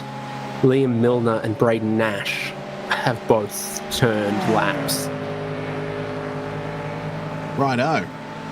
So more than one team out there giving a couple of their drivers a crack at setting a good time here. Meanwhile, Battle of the OPRs. Still the number 43 outside the top 20 in that Mustang. They're struggling to find any extra pace. Also, two people have driven the safety car, so that's incredibly important for our viewers to know that as well. Oh yeah, absolutely. I mean, you gotta give the safety car a good run. I'm sure it'll get a good few runs tomorrow. Yeah, look, that's definitely going to be a big one. Group limited and the weather changes across the day. I think one of the biggest elements that we probably haven't talked about is I don't know how much you guys have actually been following the story of the servers, but server date is actually pushed back into April, and the main reason for that is we want a little bit more of dark racing, which gives us the opportunity to get nighttime racing crossed over with the rain as well. But basically, it's going to make for a little bit more of a cinematic opening to the day. So that's going to be really, really awesome. And look, is it something that iRacing does a little bit weekly? Yeah, I definitely think there's more opportunity for more nighttime running at the start of the servers, and I think it reflects that as well. For sure. New P16, meanwhile. Andre Youssef in the Vermilion Esports 111. That is a mighty close gap indeed. They only get to within 0.13 of a second of beating the Evolution Racing Team 7 for the last spot in the shootout. We're going to have to be keeping a very close eye, David, on the timesheet as time goes on. I think teams are only going to get at at most, potentially 4 or 5 more runs at a proper lap time. So the pressure is on to get into that top 15. Yeah, 313 Cross Continental Motorsports have picked up a black flag somehow. I wonder if they clear that or that causes a problem for their qualifying. As I've been monitoring some of the flags, I've seen plenty of slowdown flags, but I think it's mainly cars that are cutting the skyline to get out of the way. But for Jason Bentz... disengage the pit speed limiter after entering the pits, we're hearing. So a little bit too fast. That'll just rob a minute or two of them from this session, I think. So I think they'll serve it and they'll get back out. But they might lose a run or two from that because it won't let them back out until they've served that penalty, which they have now. It's probably cost them a lap. Yeah, and that lap could be all the difference in the end. I mean, the Cross Continental car is in 22nd place right now. And if they want to get into the top 15, they need to find somewhere on the order of 0.2 of a second, more than that even. I think 0.3 of a second would be a comfortable margin. But the other thing you have to consider here, Scott, is, like, yeah, you can look at the times as they are now and think, oh, yes, I need this much extra time on the lap in order to get to this position. But you got to remember that everyone else is out there doing laps as well, and they could be making their own improvements. Yeah, and it's imperative. Like, it's, again, I mean, it's 38 cars. So you're going to be one car for every 4 seconds, but there's pockets of cars right up and across the top. You actually asked a question just a few moments ago about driver selections for starting the race, Reese. I've just been digging through the rulebook to confirm. I can confirm there is no requirements for qualifying driver must start the race. It's if you want to throw your worst driver in the car and have them set a qualifying time and another driver start the race, totally fine. You can do whatever you want. Righto.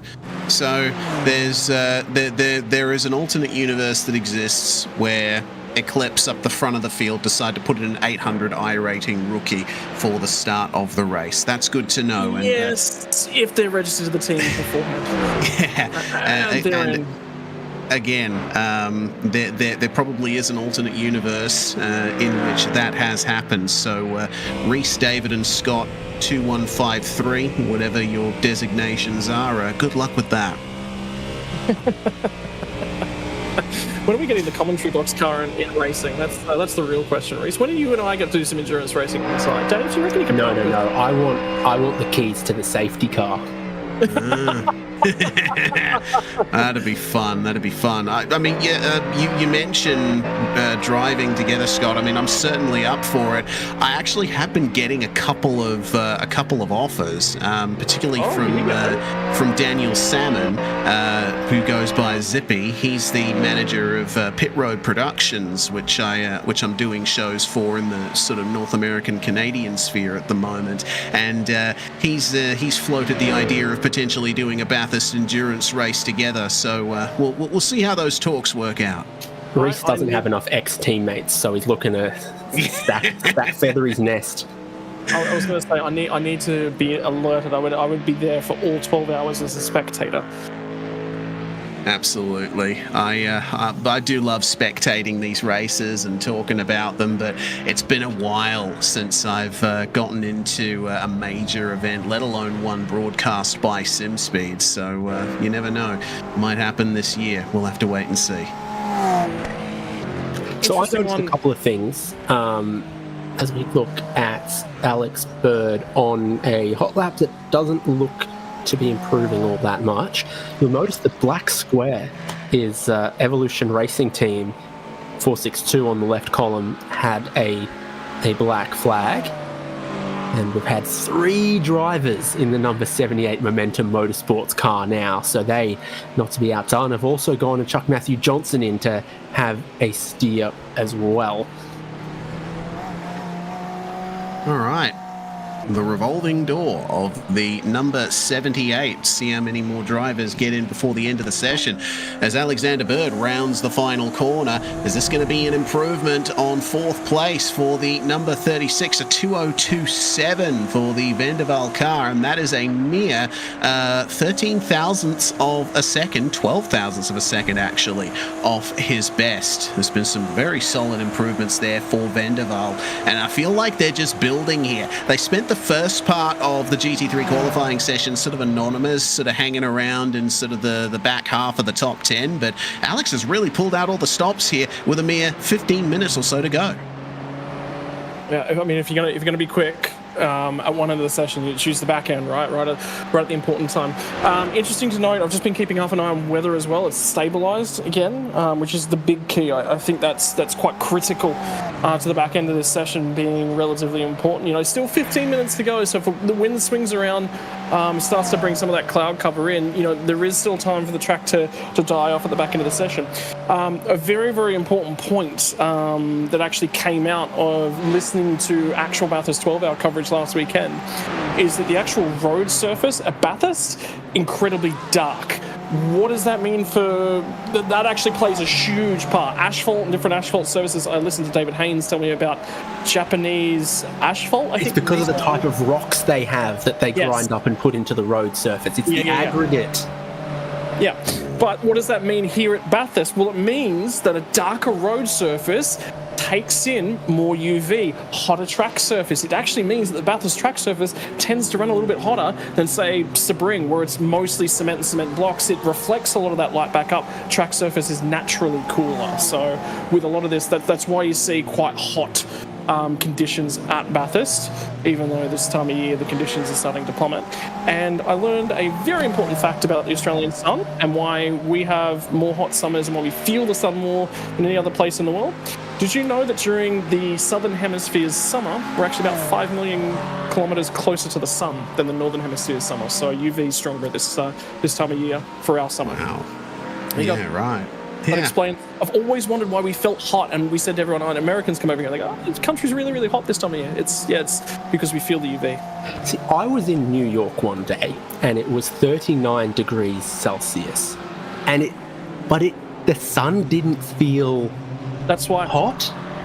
The air was hot, but the sun wasn't. it doesn't have that same bite to it, the sting, where you can feel like your skin actually burning.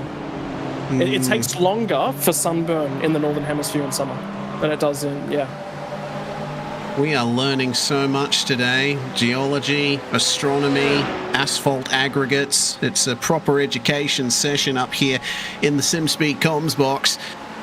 Let's see if the drivers can educate us a little more on their lap times here with only 13 and a half minutes to go. One of the few Porsches in the field that we're on board with coming up into the cutting, Ethan Morris. He wants to break into the top 30, let alone the top 15.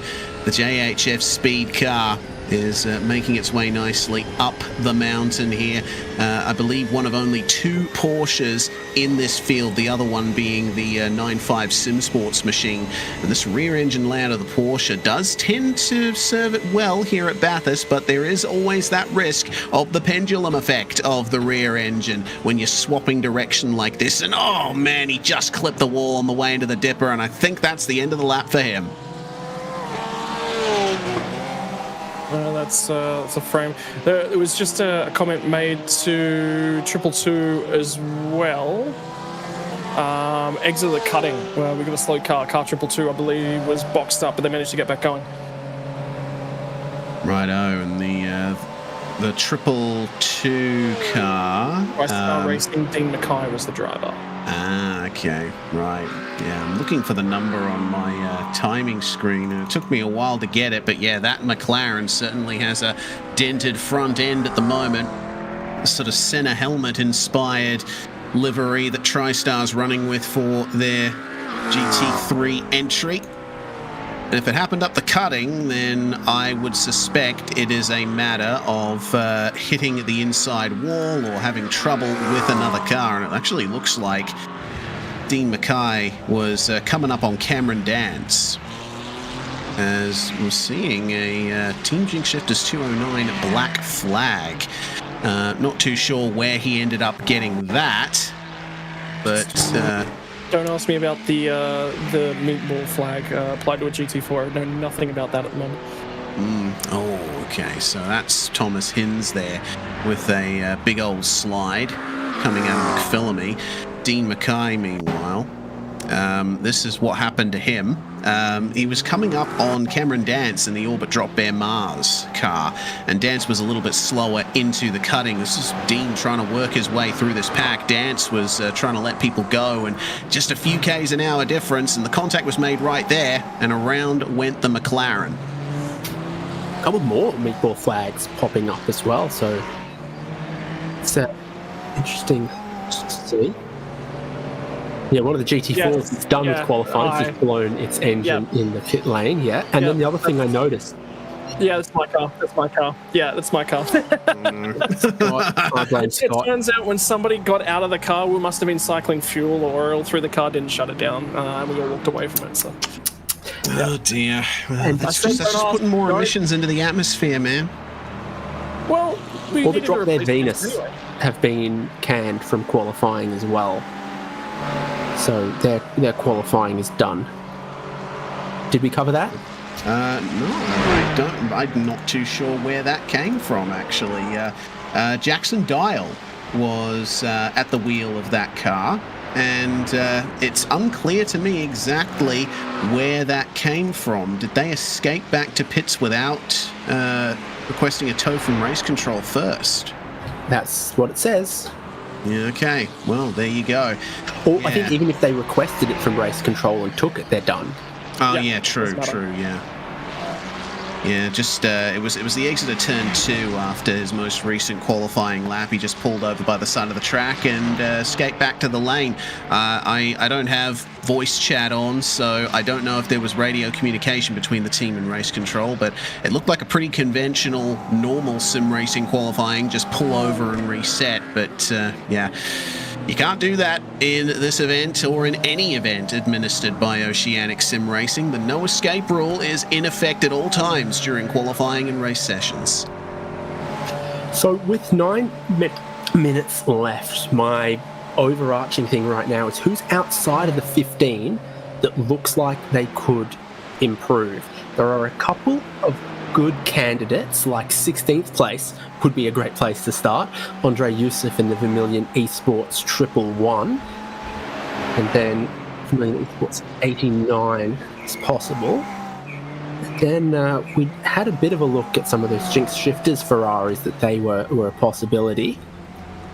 So we're going to look through the gaps from 15th to 16th, 17th. This is how much improvement you need to find to get into that top 15. Can we just say, once we've got Dan Yaman here on the board looking at those Orbit Drop Bear cars, the livery looks brilliant on the Acuras. Please fix it up on the Gen 3 supercars, because the lines do not match up and I nearly throw it every time I see them. It really annoys me the way that they're laid out. Just a personal note. Everyone's got their own preferences. Those are definitely not my preferences. I do like it on the Acura, though. I really, really like it on the Acura. Poor director Dan Yeaman's copying it in today's broadcast. he's got a thick skin. I think he'll move past this. You do have to have a thick skin to administrate multiple sim racing leagues like AOG does. Of course, AOG now one season in to running V8 Scops, which OSR, organisers of this event, previously administered. Was that kitty litter that I just saw at the dipper? Might have been. I thought I saw debris through there, which would flow down from Skyline. You would say somebody's gone off at McPhillamy. Yeah. Bruce? Seems that way. Actually, it looks like there's plenty of gravel on the track at Skyline at the moment, and yeah, not much in the way of kitty litter at the dipper itself, but I think it is getting picked up and trailed down the hill as the cars come through. We've seen more than one problem for at least somebody up at Skyline today. 7 minutes to go as we check out Judge Stewart here. Amongst these Evolution Racing Team Logitech cars, because they've been towing each other around. So I don't know if these laps are all going to be improvements, but oh, there's one for Judge Stewart. The double tow is the way to go, let me tell you. Yeah, excellent stuff there from the number 12. And they're trying to make that 15th position safe, because we've just highlighted how close everyone is to knocking the ERT number 7 out of 15th. They are trying to make that 15th safe. I was just thinking as well, what's our wind direction? Just because the wind actually died off across the middle point of that lap as well.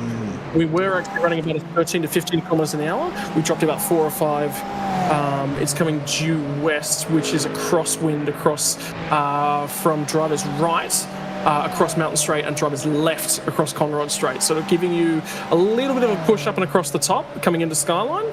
Coming from behind, and then you'll be a headwind down the start-finish straight. But it did die off during that lap as well. Oh dear, dear. Oh, 360 no-scope from the ERT 31. Robbie Gibbs with a KK Rosberg-style recovery there, coming down the hill. Goodness me. All right, we'll definitely take another look at that. Gibbs was the one leading the ERT draft train, and the mistake happened to McPhillamy. There was already some dust being kicked up. Someone had an off ahead of him, and wow, that was perfectly executed. Only just brushed the wall, if that. And it looks like that's Ethan Morris in the JHF Speed Porsche that has unfortunately come to a stop at the dipper, and that might be the reason that we saw that dust up there before. It's just your typical lose the rear end into the dipper moment. Correct me if I'm wrong, but those marbles have been building up as this session's gone on as well. So the grip off lines, I would say the racing line's getting narrower and narrower and narrower. And we're certainly seeing an increased effect of the marbles of late as well. So I would be willing to bet that's a partial explanation for some of the issues that we're seeing. But again, the amount of gravel and kitty litter we're seeing, particularly in that sector of the track, would certainly be dealing with it. Convenient to note as well, time left in the session, you'd want to be on an outlap right now. If you're not on an outlap, effectively you're not going to improve your time. So remember, you need 2 laps at least. You're going to have an outlap and then a flying lap to improve upon those times. So you need to be rolling out of pit lane anytime now. All right, like that. Get out there.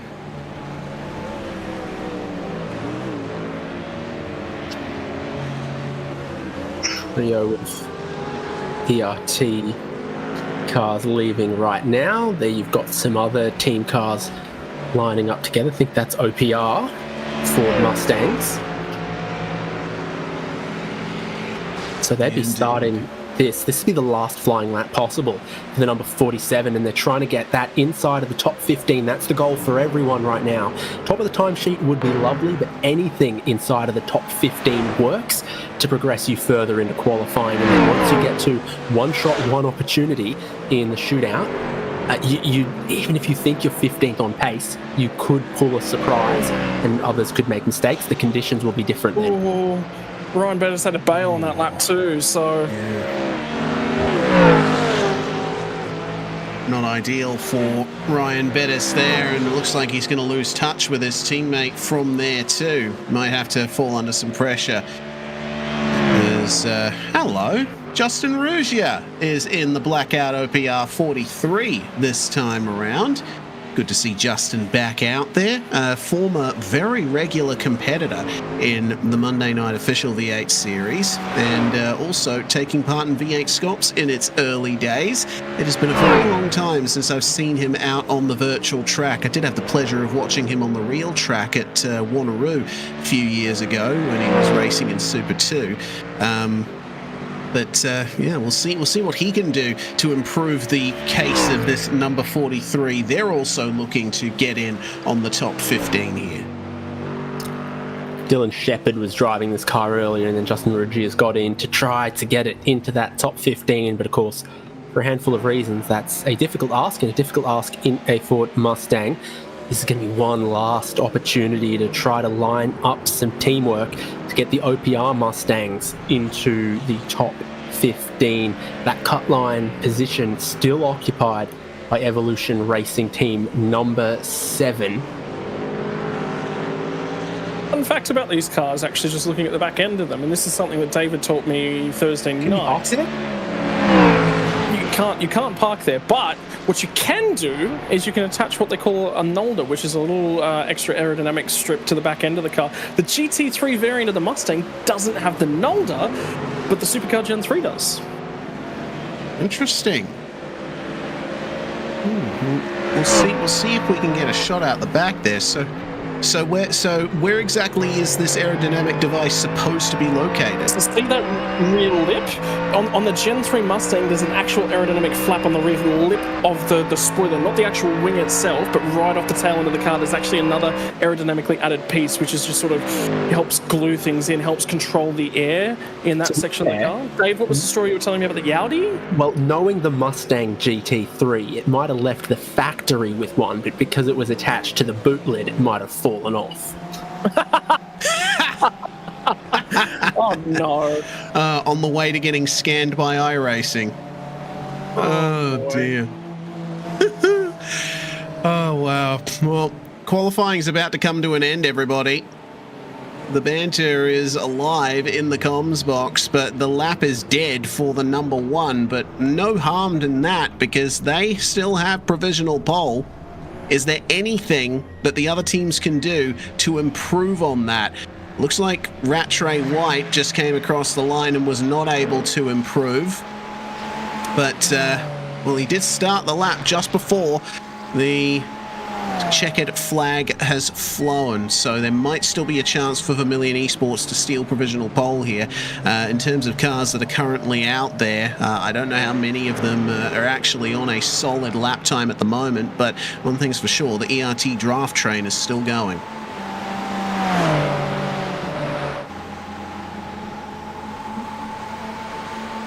Righto, so ERT train.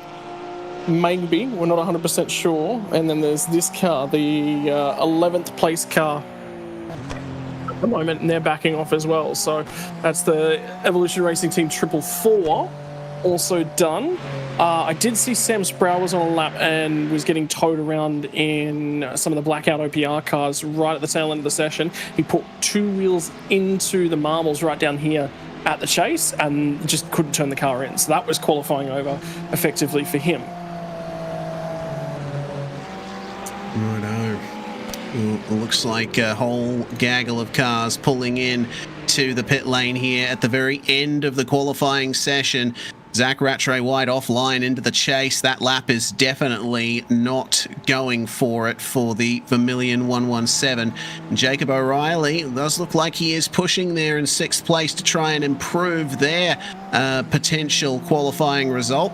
It doesn't really matter because they're in the top 15 already. They are in the shootout. So ultimately, if you're in the top 15, your lap time doesn't really mean anything at the moment. Daniel Poulton in the 994 Mustang. A few more Mustangs than I expected there would be. I did notice the OPR ones at first, but evidently quite a few teams have decided to go for it. The sole BMW right behind him of KRF. Last couple of cars to come across the line, and Poulton will set a 203.9 on that lap, not an improvement on 34th place. There's the safety car, that's here too. But Poulton will not make an improvement, and it seems that the KRF BMW will not either, and that is everyone done for the qualifying session. Hugo Allen about 4/10 off what his best lap time was. Braden Nash in the number 78 Mustang down the order a bit, and will find himself into the lane. The track is now clear, boys, and we can get ready for the shootout. I'm excited, David. Yeah, we get to focus one car at a time for 15 consecutive attacking laps. And, you know, we saw lots of times set from these cars inside of the top 10 that were good, just continuous little improvements. But you don't get to do that in the shootout. You've got one shot, and that's it for our top 15. From 16th on back, they're locked into their position for tomorrow's race start. Well, there's your top 10, and these guys are going to be going out in reverse order for the shootout, plus the 5 other cars behind them. But it was a very close gap for P1 in qualifying, a mere 0.06 of a second separating Eclipse and Vermilion there. Down to 15th, it looks like Bo Albert and or Ethan Griggolt going to be the first out in the ERT number 7 for the shootout session. But from 16th back, that's where they're going to be starting for tomorrow's race. As we go down through the order, it is an all Acura top 15. The Mustangs and the BMW tried their best, so did the Ferraris, but none of them could get in. Seems like the Acura is indeed the car to have for this race, and Sam Sproul and the Blackout OPR 606 bringing up the rear of that 38 car GT3 field, and of course the GT4s having run their qualifying session already. We already saw where they were going to be starting for tomorrow's race as well. Well then, we get ready to see the 15th place car of the Evolution Racing team make its way out onto the circuit. Is it going to be Bo Albert or Ethan Griggolt that get it done? Let's review briefly what we can expect from this one. We have the majority of our sessions already complete. The top 15 entries advance to the top 15 shootout, and I did hit this point before, but I'm going to go over it with you again, Scott. The 0x incidents for hitting the walls are not going to invalidate the lap time, as the shootout takes place in a warm-up session. So we are going to be seeing a lot more risks being taken. Yeah, so it does mean quite a lot, and you're 100% right. There's different ways to approach it. You know, some people really, really like it. Some people really, really hate it. This is just one of those things. What it does allow for us, and this is what I like about it, is that it means limits can be pushed a little bit harder without risk, and that's what we want. We want the guys to get out here to push every last skerrick they possibly can, because if you hit the wall hard enough and it causes damage, the lap time's effectively going to be invalidated anyway, because you're not going to be quick enough to make the rest of the lap time. So what it allows for is to be as close as those walls, just a slight little nudge, lap time keeps on happening. That's what would happen in the real world. If you were to fire off and shortcut across down the S's, your lap time's still going to be invalidated. There's a slowdown penalty here there that sort of invalidates that anyway, so that's totally fine. Additionally, you're going to be seeing these cars not necessarily completely and utterly at their utmost in terms of lap time. So this means risk taking is then required to get the utmost out of this lap time. So there's a lot more circumstances that go into a warm-up session. And basically the drivers like it as well, because now they're just released, right? You go out there, go as hard as you possibly can, see what comes of it, right? So that's what a race car driver really wants to do. That's why it's done in a warm-up session as opposed to a qualifying session. Yep, and each car only gets one lap here. You have to nail every single entry, apex, and acceleration point to get it done around Mount Panorama. Bo Albert's sole chance to improve the chances of Evolution Racing Team 7 come to a start right now. Out of Murray's corner he comes, and the green flag flies on the first lap of the top 15 shootout session for the OSR Bathurst 12-hour. Look for the run out of the first corner here, and Albert is already nailing that exit hell corner as super important, David. But now here comes the big guns, the big part of the lap. Got to try and nail the run through Griffins and up the cutting. Yeah, and Ethan Griggolt must be having his dinner or something. The track hasn't cooled down much at all. I thought the time would move on a little bit more to the shootout. It'd be closer to the early evening, but it's still a super hot track at 38 degrees Celsius. So the track will be very familiar to how it used to be. Update on that one, it's just come down half a degree. So it was 38.3 at the start of the session, just ticked down to 37.8. Remember, every skerrick of grip that you can possibly get does mean something in terms of lap time. And the breeze is up. Go on, David.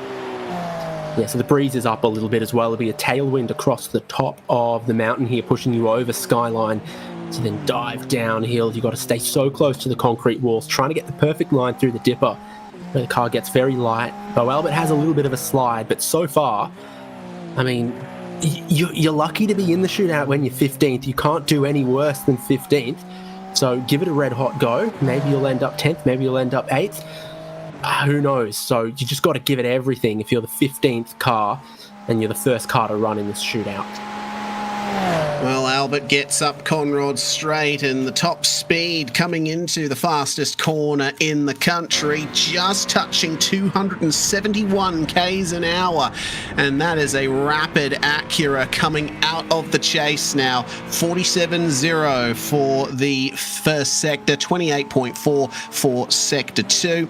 And we'll see what the Sector 3 time ends up being as Albert comes across the line out over the curb over Murray's, and it is a 2:03.5 first lap of the day. Compares to 2:03.1 that got them into the shootout, but we definitely did see the Evolution Racing Team Acuras working together a lot, towing each other, slipstreaming. So with one lap, no slipstream, and a little sight unseen on the racetrack going from one session to the next, I think to be within 3-4 tenths of your earlier qualifying time is a good effort. Yeah, certainly is. Now we turn our attention to Riley Preston here, Scott, a man who has seen plenty of past success, not just in Australia, but on the world stage as well. He raced in the Drivers' World Championship back when the car was the Williams FW31, the 2009 F1 car, and he certainly knows how to wheel a virtual machine. Let's see if the Acura is going to smile on him here. Yeah, he's going to have an opportunity to attack. An opportunity to attack an angle. What's the worst that you can possibly do? Well, you go from 14th back to 15th. So realistically, the guys that you see early on in this shootout, they get a little bit more freedom. They get a little bit more freedom to push on a little bit. The other side of the coin is maybe you run a little bit more of a tame lap. Maybe somebody else later on in the shootout's going to get a little bit more aggressive. But you're right, a driver with a lot of prestige, a lot of us, he's been around, he's done the hard yards, and him and Bo Albert sort of starting off the shootout is a real look at where we've come from. And then when we get to the back end of this session, you're going to see this is the future of Australian sim racing, and in fact the current generation of Australian sim racing. And I think that's really, really cool, because that paints such a great picture to the legacy of the drivers that we've generated out of our beautiful country. Yeah, indeed. Oh, see how close Preston ran to the wall there. That's not the ideal line to take out of Griffins. Might have just rubbed the panels there against the wall and maybe unsettled the car over the curb a little bit. This Sector 1 time is certainly going to be interesting. A 47.03 for Bo Albert, and Riley Preston sets almost the exact same time there. I think he was only 1,000th of a second quicker than Albert. Got away with it through turn 2. I thought that'd cost a whole heap of time, but up over the cutting and into the rest of the lap, he's exactly matching his teammates' prior time, and he goes a little bit quicker through McPhillamy, down through the S's here. We're riding on board. It's that change of direction to the left where the car slides, and it slides a lot. Oh, God, he's pushing hard, isn't he? 28.46 in Sector 2. He's a little bit down on Bo Albert there and takes a bit more care coming out of Forest Elbow. Maybe the exit is exactly what he wanted there, and he might be able to gain a bit more in the final sector, but this has been a very adventurous lap for Riley Preston. He only has 4 more corners to nail before the lap is over, rounding the chase here, hard on the brakes, coming down into the dip, and not too aggressive over the curb, but maybe running a tiny bit wide in the second half of the chase there. That might hurt his lap time a bit. Well, he's got to commit to the end of the lap now. Here he comes to Murray's corner, and at the moment, not looking like a faster time than Bo Albert, but we'll see right here, 2:03.6. That is going to put him behind his teammate. Well, the biggest thing I think you can say about that lap is that, well, Riley left it all out there. The problem with that is he probably overdrove it a fair bit, and I think the lap reflects that. Scruffy was probably the right word for that. He was really trying to wring the thing's neck, and there was a little bit of counter steering going on. There's a little bit back and forth. So was it quick? Was he certainly up and about for that lap? Yeah, but it just slid the tires, not quite as accurate as he would have liked. I don't think Preston will be overly happy with that one. No, I don't think he will. We'll move from Evolution Racing Team to Orbit Drop Bear and find our way to Matthew Dench, who is taking the number 862 down Conrod Straight at the moment. A driver that I've not seen too much of, David, so it'll be very interesting to see what he can do. Yeah, you're seeing this from everyone when they've got the time and the space. They really want to build the temperature into the tyres early on. So it's about building temperature rather than trying to pitter around on your outlap and keep the tyres cold. That's what we're seeing from everyone when they're trying to prepare for one singular lap. And that singular lap's about to start for Dench here. All right, across the line he comes, and you got to psych yourself up for the braking zone into Hell Corner. Matthew Dench having a nice stable car under him, it seems. Just tip it in and away you go. Runs a tiny bit wide of the green concrete on the exit of the curb too, so you can tell he was carrying a lot of speed through Hell Corner. Let's see then how Griffins goes for him. We saw Riley Preston go a bit deep and brush up against the wall on the exit. Dench will have seen that, or have been told about it at least, and make sure that he doesn't do the same thing. Does run over the curb, but he gives the wall a good amount of space as he finds his way up to the cutting and the end of Sector 1. Now remember, 47.033 is the quickest first sector set by Riley Preston. Well, his lap unfortunately fell apart, and we are down into the 46s already, Scott.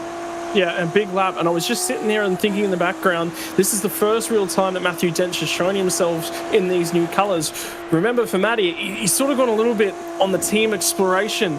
I actually saw him in a Mustang driving here at Bathurst in Premier Endurance League last weekend. That seems to be the car he's a little bit more happy with. This weekend seems to be just drive the Acura, that, you know, single event, but he had to lock himself into a different manufacturer. The other thing about Matty is that he's just changed teams. Previously, he's been from the Fiercely Forward and PGZ outfits. That sort of changed. I think he was looking for a few more Australians to go racing with, and this is a big, big coup. Tom Wilkinson was talking, man, we are so happy that we grabbed this guy when the opportunity came up, and everyone, it's really motivated the team as well for the Drop Bear Racing team, because they've all just rallied around him. What can we learn? What can we do? What can we improve upon? And I think the team's benefited as a result. This is fast. Yeah, certainly is. He's run a second sector that's pretty close to what our two previous cars have run so far, and we're looking at an improvement of round about 0.3 of a second from Sector 1 alone. What's the end of the lap look like? It's going to be a 48.0 for Sector 3 and a 203.3. That is a solid 0.2 over Bo Albert's time. Well done, Matthew Dench. And critically, it's way closer to the time set in the previous qualifying. So for both of those ERT cars, they're about half a second away from the time that got them into the shootout. The Matthew Dench and Orbit Drop Bear Jupiter, they're more like 0.3 away from that. So they've really gotten much closer to optimizing their speed and pulling out that one good lap. Here comes Robbie Gibbs in the ERT number 31. Evolution Racing Team scraping into the shootout here and having 3 cars present at least. It's looking like a very good run for them, and we've seen plenty of Robbie Gibbs in the last few years. He's come up through the ranks. He's gotten some great success in V8 Scops and Logitech G Pro Invitational as well. We see him in GT3 machinery here, Scott. This is going to be a big lap from him.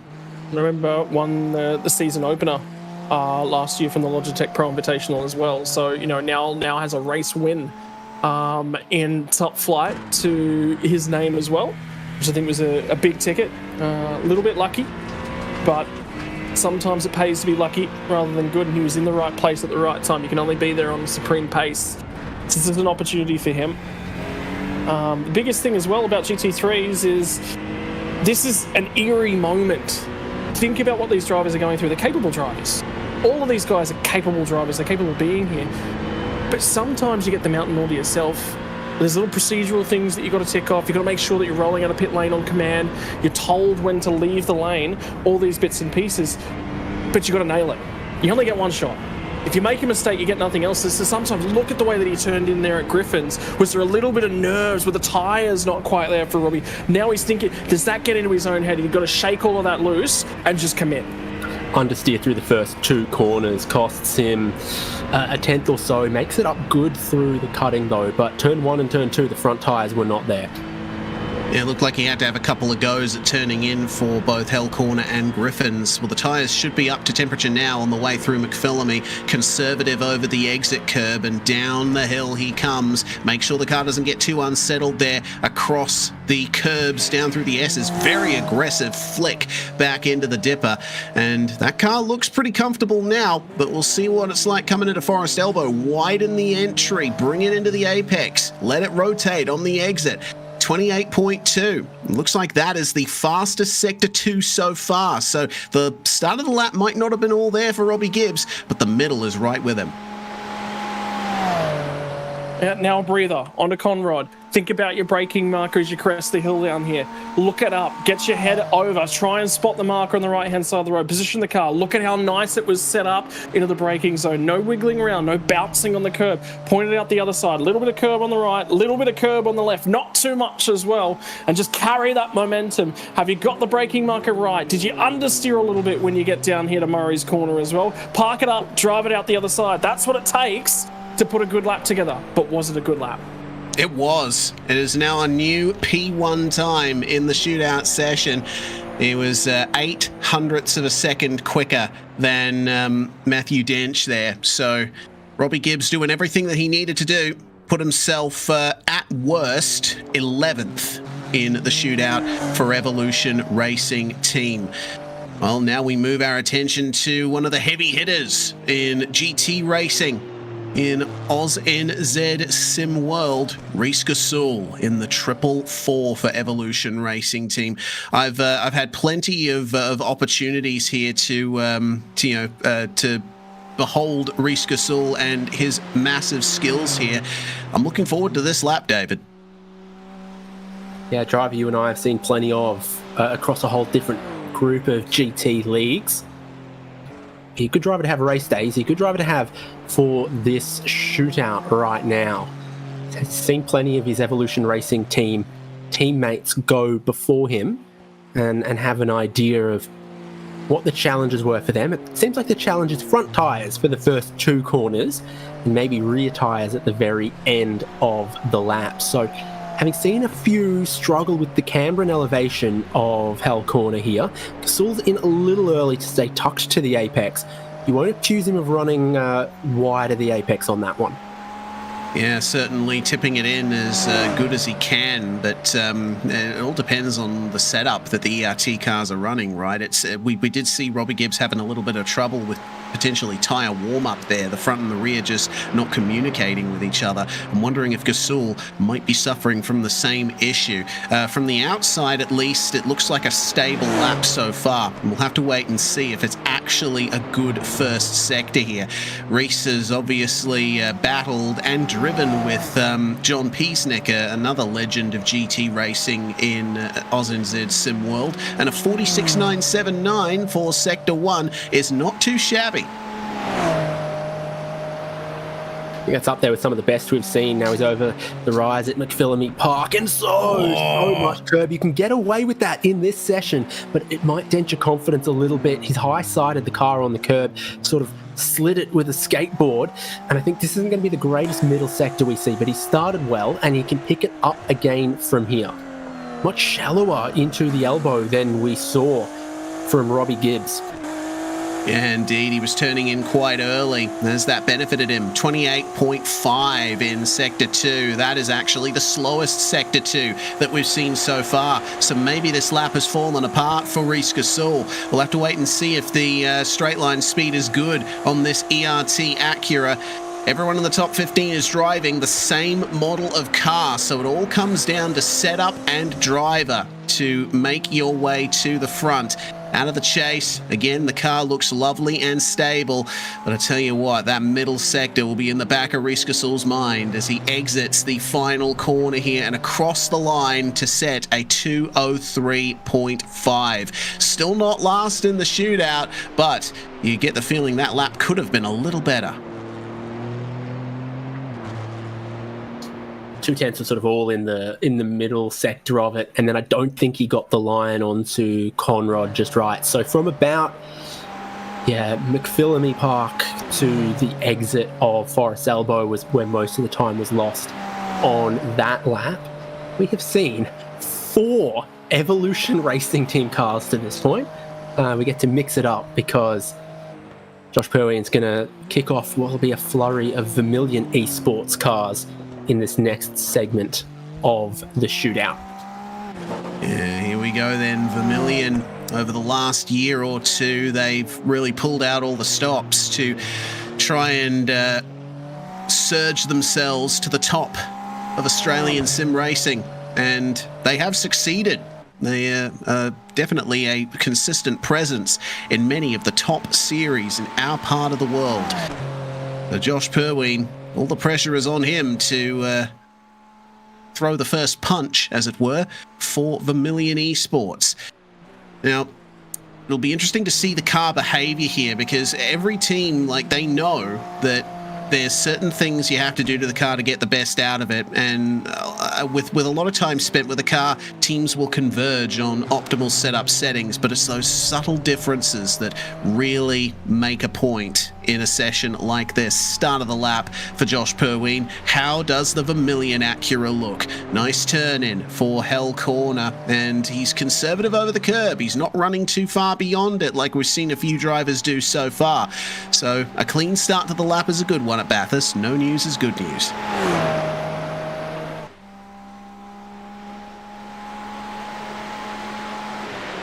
So the time that we saw from Josh Perwien in qualifying, a 2:02.8, with only one lap being able to be set here.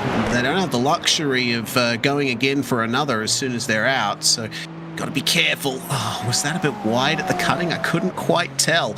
Regardless, it's going to be a 46.8 in Sector 1, and that is the quickest Sector 1 of the day so far. Let's keep an eye out for the Sector 2 time. Yeah, it's good so far, and if he can be tidy here, dropping down over that little crest, the car grips up and you carry heaps of speed towards trying to pick your angle and line and braking point over the hill at Skyline. It's looking good so far. This will go to the top if he keeps it off the wall through here, and if he just gets a good run off Forest Elbow, I reckon Josh Perwien will have this one nearly sealed up. He's also taking that line where he points a little bit towards the apex of Forest Elbow as he's braking downhill, rather than trying to sweep a wide entry. Tied with Robbie Gibbs across the top, 28.283, and you saw that little oversteer moment coming out of Forest Elbow. I don't know if that's going to hurt his straight line speed here, but he's building up to 270 on the way into the chase, and he hits 271. So good straight line speed from the Vermilion car at the moment out of the chase. Nice and smooth. Actually didn't use the exit curb at all. He was in a hurry to get over to the right side of the circuit, open up the entry, couple of goes at the steering coming into Murray's, and push it all the way to the line. A 2:03.2. We have a new fastest time. All of that from the first sector as well, because he was pretty equal to Robbie Gibbs across the top of the mountain and in the final sector.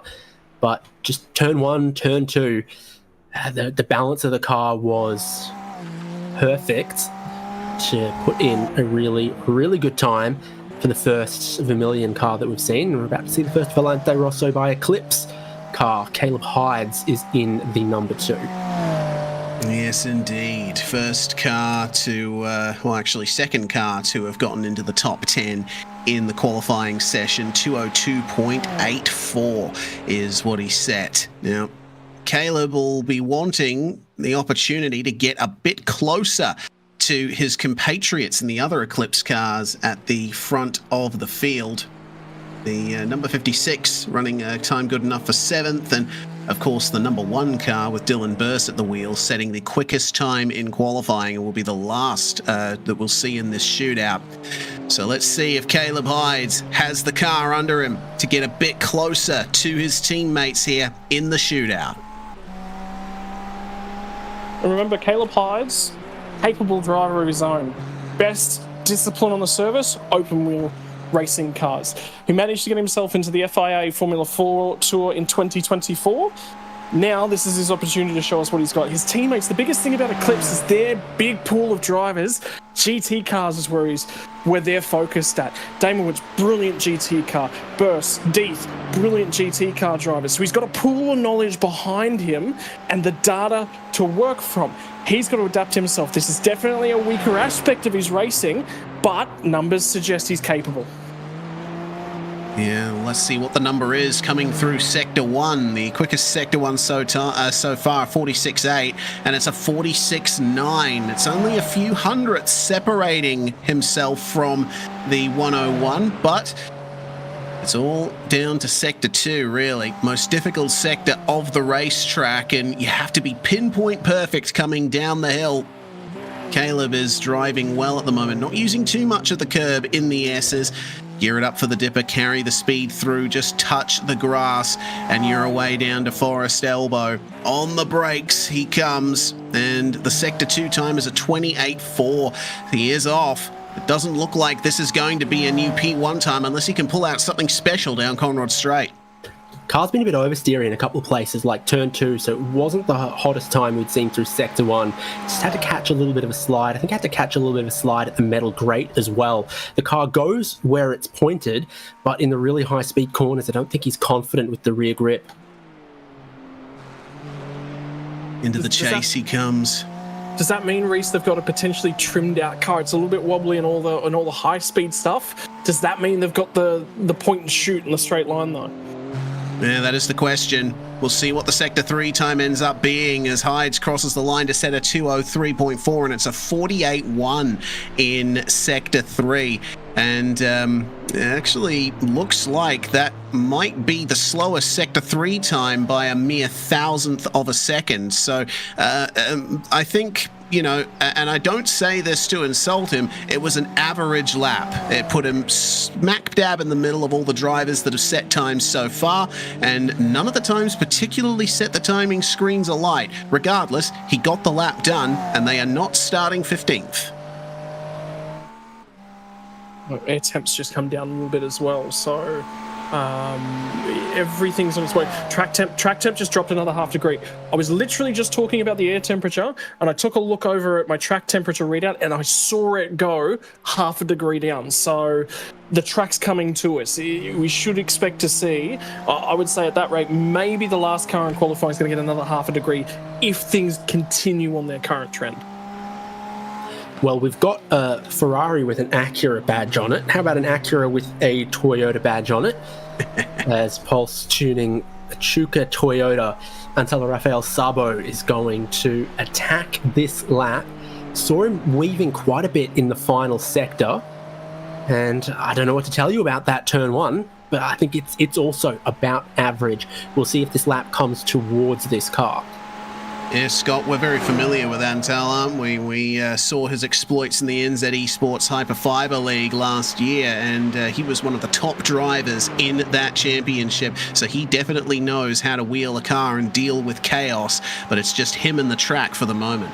Right, so I was just trying to place. I knew his name from somewhere. I couldn't place it. Yeah, you're 100% right from the New Zealand Hyperfiber Esports League. Remember, this car was also backwards in qualifying as well. Merritt was behind the wheel at the time, so they've definitely tried a number of drivers throughout the sessions here. It looks like their one-lap guy, though, is Antal.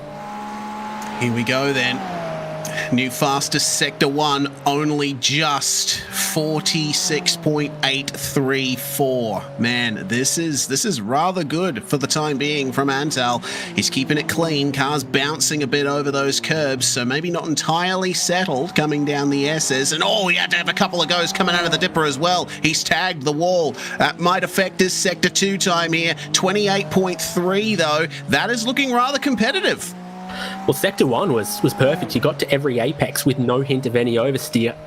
Bit off too much from the dipper and whacked the wall on the exit, but it's not long until the next braking zone, so if you did lose yourself a little bit of time there, you dust it off very quickly. You're right back up to racing speed again, so this still could be a good time. Ruin of the chase. And You know, it's always interesting seeing a fast lap in a GT3 because it doesn't look like the driver's actually doing all that much. But yeah, you can be assured Antal Rafael Sabo is driving the wheels off this car to get it to the line. Could this be a new provisional pole? It's 2:03.1, and Pulsachuka Toyota is on top for now. Yeah, good lap. Really, really good final couple of sectors there as well. Have a look at the deltas. Where did they make the bulk of their time? And realistically, 48.003, new best final sector by 7 thousandths of a second. Middle sector, not actually the best of the session, but it was sector 1 where they just dominated. That's where they put all the time together. But the biggest thing for me, 2 purple sectors of the 3. That's where the lap time came from. Yeah, looks like that's certainly one of the first laps where we've really seen that. We turn our attention to the next of our Eclipse cars here, the 5.6 machine. Byron Phillips at the wheel, 2:02.809 for this car. So we can certainly see that Byron Phillips has been putting a lot of effort into his preparations for this one. He was the only the only driver to be at the wheel of this car in qualifying. He is sharing this machine with Jackson Barry for tomorrow's race. So let's see what Byron can do. Potentially unseat Antal Rafael Sabo from the top as he comes into turn 1. There's the onboard showing you that just tiny bit of camber and elevation change, which is why you normally want to take a late apex at turn 1 hell corner. On a map, it looks like a pretty straightforward 90-degree left-hander, but there's just that hint of elevation to it. It means that you've got to go later in your apex to maximize your run up mountain straight. Now pitching into turn 2 where the camber of the road means you want to be right up against that apex, and if you miss it, then you push out wide right up towards the concrete. It's good so far in all of the right places for Byron Phillips, and soon we're going to know if it's all of the right speed.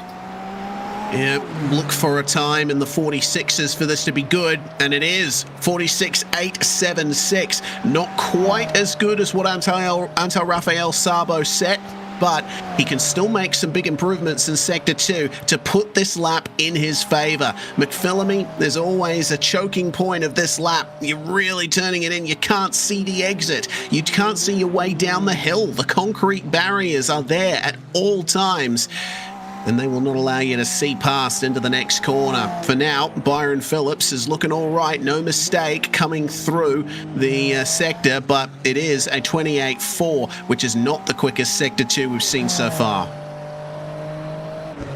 Yep, so needed to be accurate, didn't quite get the car pointed, didn't get it rotated, so just missing a couple of those apexes. Again, think about the pressure that goes into this lap, and, you know, for all the supercars drivers that have been inside a shootout, they've done it before. But for the drivers that haven't, this is the first time experience new set of circumstances. This is a really good opportunity because you are allowed to now settle yourself in. Okay, made a mistake. Well, there's 12 hours tomorrow. It was get yourself into this session, make yourself somewhere around where you really qualified. 12 hours tomorrow, get the head down, make smart decisions tomorrow will be the big key as well. So Byron will go, look, that was scruffy, not happy with it, but there's some work to do. My word, did he just match the Orbit Drop Bear Jupiter time? I'm seeing 2:23.39. Yeah. Yeah, it comes down to the 10,000th of a second between them, but Byron Phillips is the one in favour, so provisional P4 for the Eclipse Sim Sports 5.6 machine. Not a bad job at all. Well, now we're back to Vermilion. Jacob O'Reilly in the 228. And one of a couple of Vermilion cars that are running this bright red and black colour scheme. It's a lovely looking machine. Red cars go faster, as they say. Will that be true for Jacob? At orange, it looks like Jackie X's demonstration lap for a second, but this lap is going to be anything but a demonstration. It's going to be full attack for O'Reilly, pitching into the first corner. Again, that slightly late apex, just getting enough of the curb, but not too much of the grass to maximize your speed uphill. It's a consistent, significant uphill. So the more speed you can carry onto this straight, it really, really does benefit you.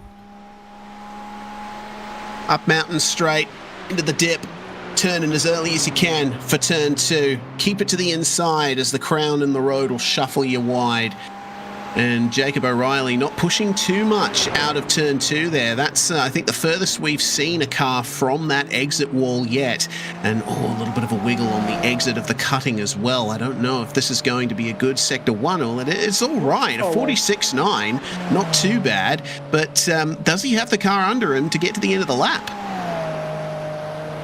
So that's about the 6th fastest first sector, just looking at my timing readouts that I've seen thus far. So not horrible, not great though either, but remember, build the tires. Every time you're taking a corner, they're loading, they're wearing the outside edges, it's slowly coming in. So be a little bit scruffy in the early part of the lap if you can still get the time out of it in the back half of the lap. Remember, he's just got to get this apex, nailed it, turn it in, shoot it out the other side. 517, not great. You know what? That's the equal worst middle sector of the lap. This is going to be this is going to be slow, very slow. It was wobbly over McPhillamy Park, that little crest as you turn into a long, fast left-hander. He lost the rear very early in the way and had to save it there, and there's a few other places where the thing just looks like a mean handful. It's either overdriving it or the tyre prep was wrong or they went the wrong way on a setup. Not ideal for Jacob O'Reilly and Vermilion Esports 228. Into the final corner he comes, and we're expecting this one to be a bit down the low end of the times, a 203.38. That will actually not be too bad. It's put him in P4. That is actually the quickest third sector that we've seen so far. First sector 3 in the 47, so obviously they were trimming that one out, Scott. Yeah, well, yeah, that showed itself, didn't it? But it didn't give him the confidence he needed in the first half of the lap. I think the big key is that we're seeing is that you can trim the car out a little bit, but where you're suffering is the first lap. By the top of the hill, the tire temperatures come up, but you need the downforce, you need the front end accuracy in the first half of the lap to be able to do something with it. So trimming the wing out's great. You've got a great car in a straight line, but you can't get enough out of it in those first couple sectors. So great job by them to recover it in the back half of the lap, and they were supremely quick in the final sector. We're not talking, a couple thousands here, a couple thousands there. No, they were nearly a tenth of a second faster in that final sector. So they've done a phenomenal job to recover that car, but yeah, I don't think Jake will be too happy with that one. Yeah, up the top of the screen there, speaking of 10,000ths of a second, it was only a single 10,000th of a second separating the 862 from the 56. That's crazy. Wow. Well, okay. We'll definitely be talking about that later, but for now, we should give the floor to Alexander Bird in the Vandervelde Sim Racing number 36. Always like the shade of blue that these guys use, and it certainly brought them a lot of speed. Alex has competed in this event quite a few times. He's very active on the GT side.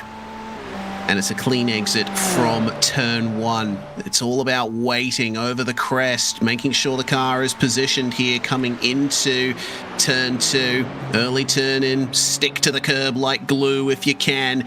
And again, giving the wall a bit more space than some others. So this will be an interesting sector 1 if he can pull this off.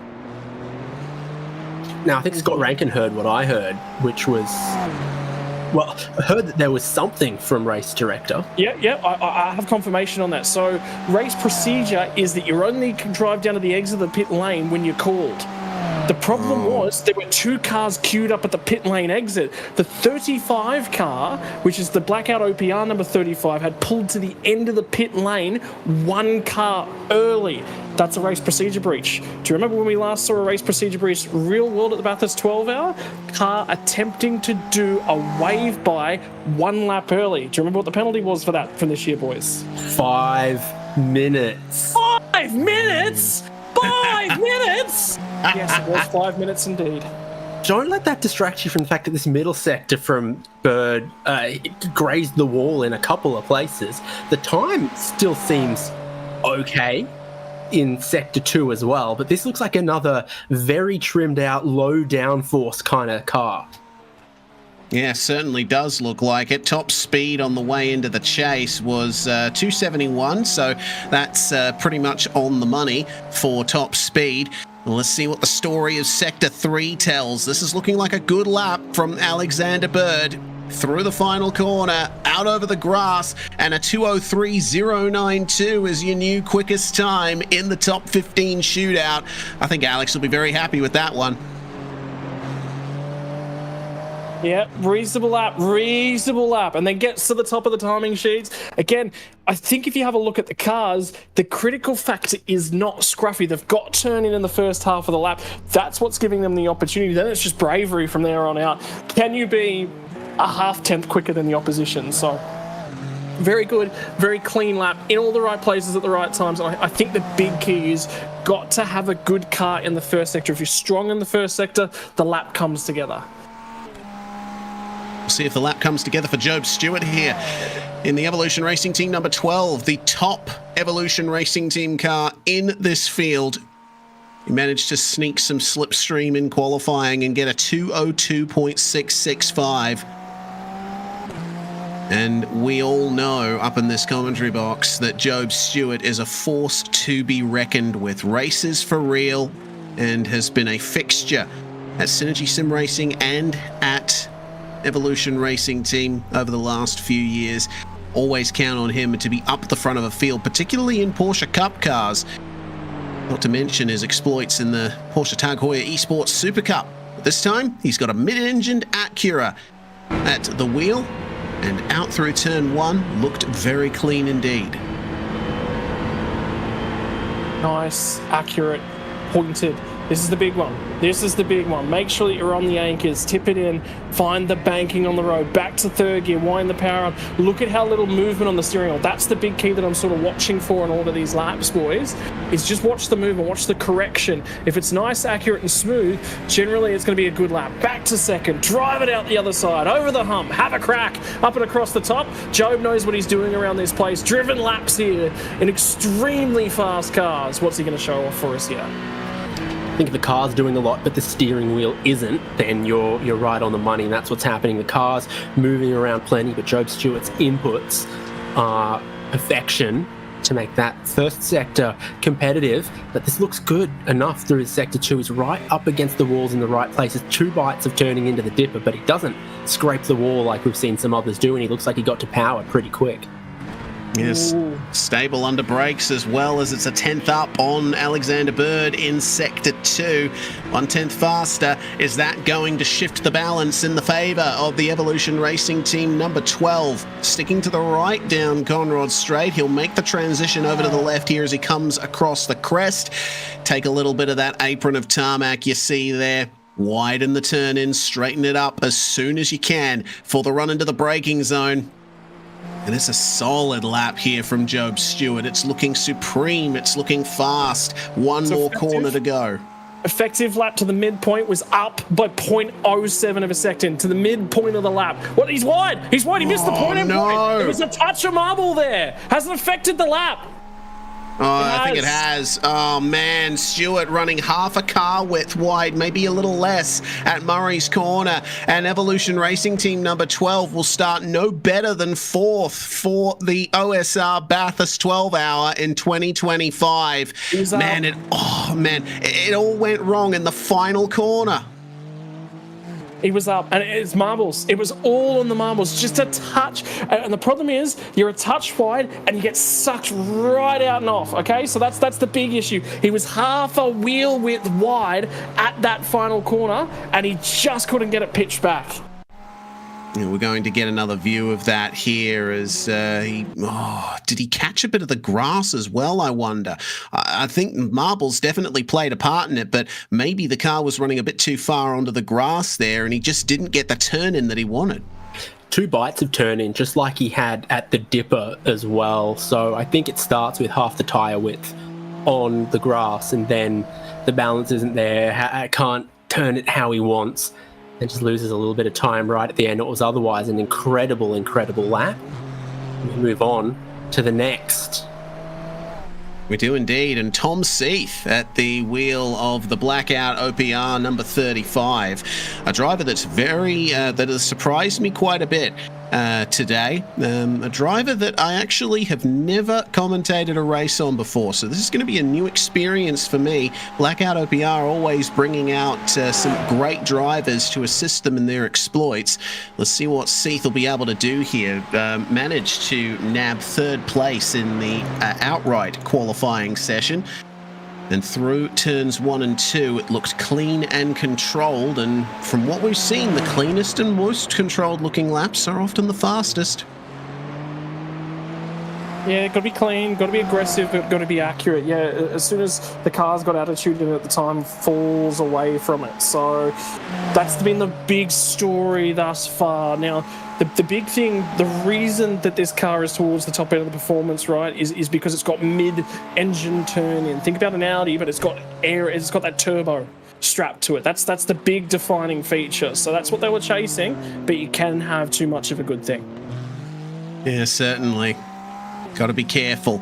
Sector 1 was a bit off there for Tom Seath. Sector 2, though, 28.317. That is a 10th up, and actually exactly the same sector 2 time as the number 64 car. So Antal Rafael Saba will be watching on there and seeing, oh, okay, he can set the same rough pace as me through the top of the mountain. What about down the bottom here, coming into the chase, just touching 271 k's an hour on the way into the braking zone?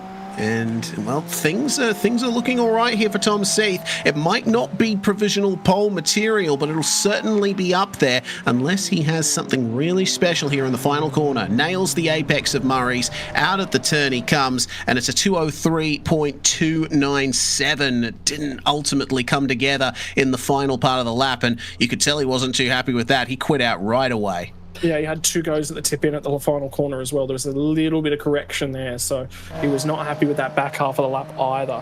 And, well, boys, then as the cars go on, the expectations go up as well, because they were 3rd in the previous qualifying.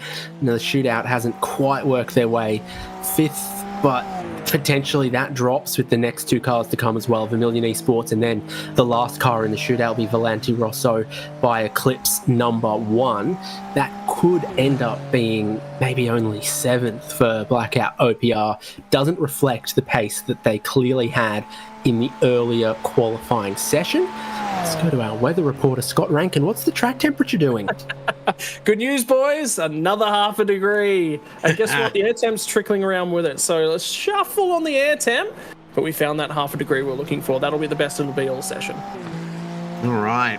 It's as optimal conditions as you could ask for Zach Rattray White as he starts his lap here in the Vermilion Esports 117. Rattray White has had an absolute explosion of form in the last year or two. 2024 was definitely the best year he's had so far, and he's been competing all across the realm of sim racing here. He's done GT, he's done supercars, he's done dirt as well, racing in ODSE sprint cars as well. So he's certainly versatile and quick in anything you put him in. But how is this lap going to be? I don't know if my eyes are playing tricks on me, but I thought I saw him go a bit wide coming out of turn 1. Yeah, it might have been as accurate as he was necessarily looking for. So the big thing about Zach, I've talked about him a lot over a couple of different series. Yeah, it was a touch wide, maybe didn't quite get the drive, so that it would be a small time loss there. But the big thing about Zach is he started off as an average sim racer, I'm going to be honest. When I first started commentating him a bit over 2 years ago now, he was mid-pack. I was very similar speed to him at that point in time. I love the guy, got a great attitude at that point in time. Over the last 2 years, he's clawed himself forwards. Then Vermilion started. Then he was surrounded by a wealth of knowledge. And he clawed himself forward, took himself to a supercar. Car he's not necessarily comfortable with. Car he had to learn and shape himself around. And now he's one of the biggest, brightest, consistently improving stars that we've got in the country. And right now, he's on for a pole lap as well.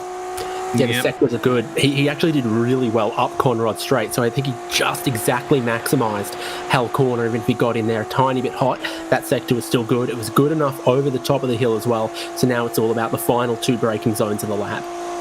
They're so hard on the brakes at the chase. I don't think there's a braking zone on iRacing that's heavier. Maybe Monza turn 1, who knows. But for Zach Rattray White, he leaves the chase far behind, and all that is left to come is Murray's. Got to nail the turn in. and he hits the apex perfectly all the way across the curb on the exit, and a 48.0 in Sector 3, a 203.146. That is not faster than Alexander Bird in the Vendaval Sim Racing car. Very interesting indeed. Mate, that car's overperforming at the moment. Remember, they crawled in 5th. And at the moment, the worst they can do is 2nd. So they're a front row car from a third of the way through the session. They've done a phenomenal job. That's now looking like a better marker than where, like, it's down to Burse. Yeah. Burse is going to beat it. That's it. And if anyone can beat that time from Alexander Bird, I'd put my money on Dylan Burse. He's able to just get something out of that car every single lap that not many other drivers I've seen are able to do, outside of the likes of maybe Jared Filsell, James Scott, all of the V8 pros that we see in the scene. Well, Dylan Burse certainly has a lot of pressure on his hands here. Last car in the shootout, and he's got to make sure this is mistake-free, but he's got a good baseline to work from. The base pace of this car is fantastic. It's going to be all down to those little bits of extra pace that Burse can get out here as the lap starts. How late does he get on the brakes for Hell Corner at the 50 marker? Turn it in. That is absolutely nailed. Barely any movement in the steering at all. And already this is looking like a pole-worthy lap. Strong start. Now you build. Now you climb the mountain. How do the expectations climb for the lap? How does he manage this thing? Remember, this driver won this thing last year. They were in position. They love to celebrate when they put it together. But there's 12 hours yet to come tomorrow. The base pace is good. I want to know what the race pace looks like. Yeah, indeed. There's going to be a lot of pressure on them tomorrow in the race here as it comes up to the end of Sector 1. We're looking for a 46.79 to beat, and he has beaten it, 46.6, and the gap is going to potentially increase across the top here, David. It's all on now. Best run through the cutting we've seen. Pulled a whole heap of time there, more than up Conrod Straight. It was all through the cutting in the first sector. Now we're looking to see what will get over the second sector. Again, the car's just placed absolutely perfectly. Wide run into the dipper, lets you get to the throttle early, carries so much speed down towards the braking zone at the elbow, where he's right up against the right-hand side, and he matches everyone's best middle sector as well. So far, this is tracking the pole position for tomorrow's OSR Bathurst 12-hour.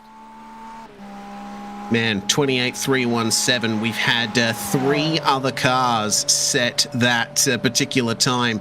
Really awesome job from Dylan Burse. Maybe not the fastest Sector 2 we've seen, but certainly Sectors 1 and potentially 3 are good enough to get him in the ballpark. Across the line will come very shortly here, down to Murray's. Just push as hard as you can in the braking zone, but don't brake too late. You want to hook up that apex, and Burst straight lines it out of the corner to set a 2:02.7. boy. Absolutely smashes it. Out of the park. Get out of the park, he says, with that lap time. We saw that middle sector that he set, a 28.317. That is the 4th 317 of the session. Didn't matter that it was a touch slower. He was so quick in the opening sector. He was so quick in the last sector. And again, we said it, 2 purple sectors on the lap. Only car to jump into the 202s. But that Vendaval sim racing car, strong session for them, jumps out at 5th place. Front row. Great job by Dylan Burse. Comes back to the mountain. He's angry about it, wants to get out there, wants to set that lap, and boy, did he dominate. Absolutely, he did. What a lap, David.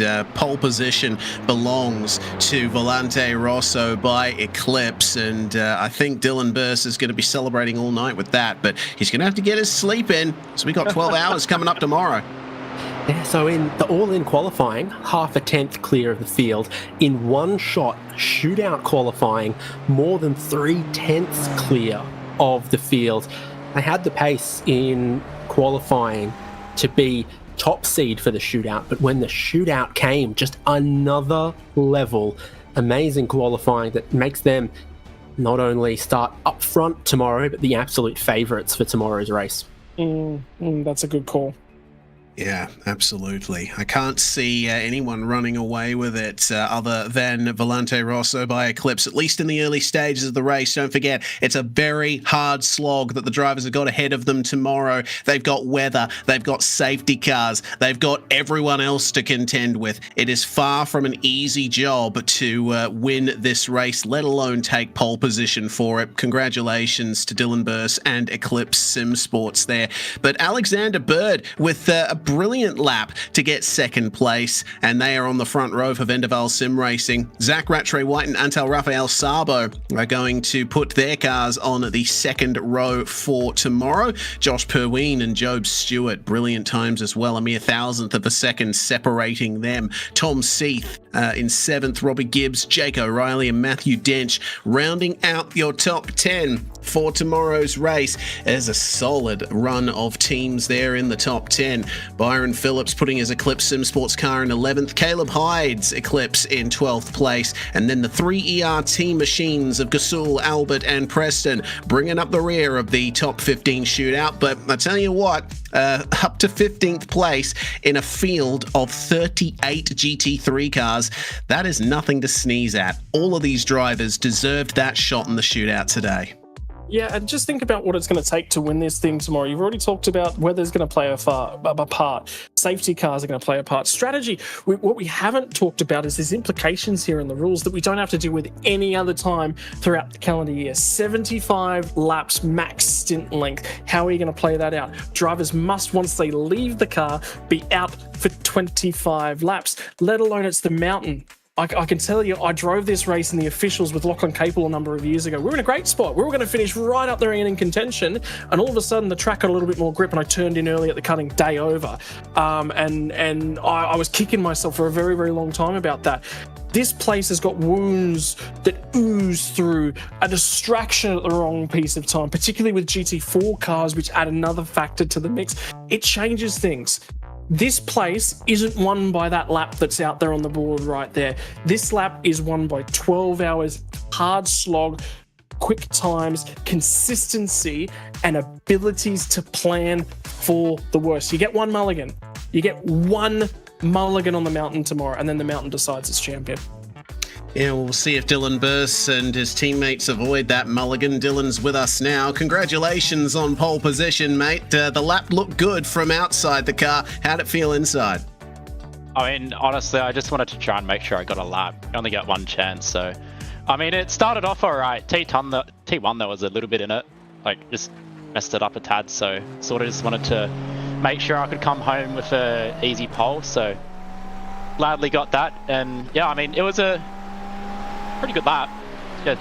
Yeah, a few mistakes. There was a little bit more left in the tank, but I don't think anyone in top 10 shootout was willing to risk it, so I'm pretty happy with it. As you should be. We're replaying your lap now on the production feed, and I got to tell you, the run through Sector 2 was immense as well, but it seemed like a lot of drivers today really loved 28.317. That was their favourite number. 4 people, including yourself, setting that exact time in Sector 2, so it really came down to the straights. Yeah, maybe. I don't really know, to be fair, but yeah, just Sector 2 was alright. Just try to make sure I get a clean enough, decent enough lap to put myself up there. So I don't think we're running very low wings. So I think it's more so in the downhills, just running a high wing and stuff. So all that sort of jazz. But yeah, and not having a big mistake, like that's a big part to it as well. Yeah, you're going to have to be avoiding a lot of mistakes tomorrow as well. Got a big old 12-hour race ahead of you.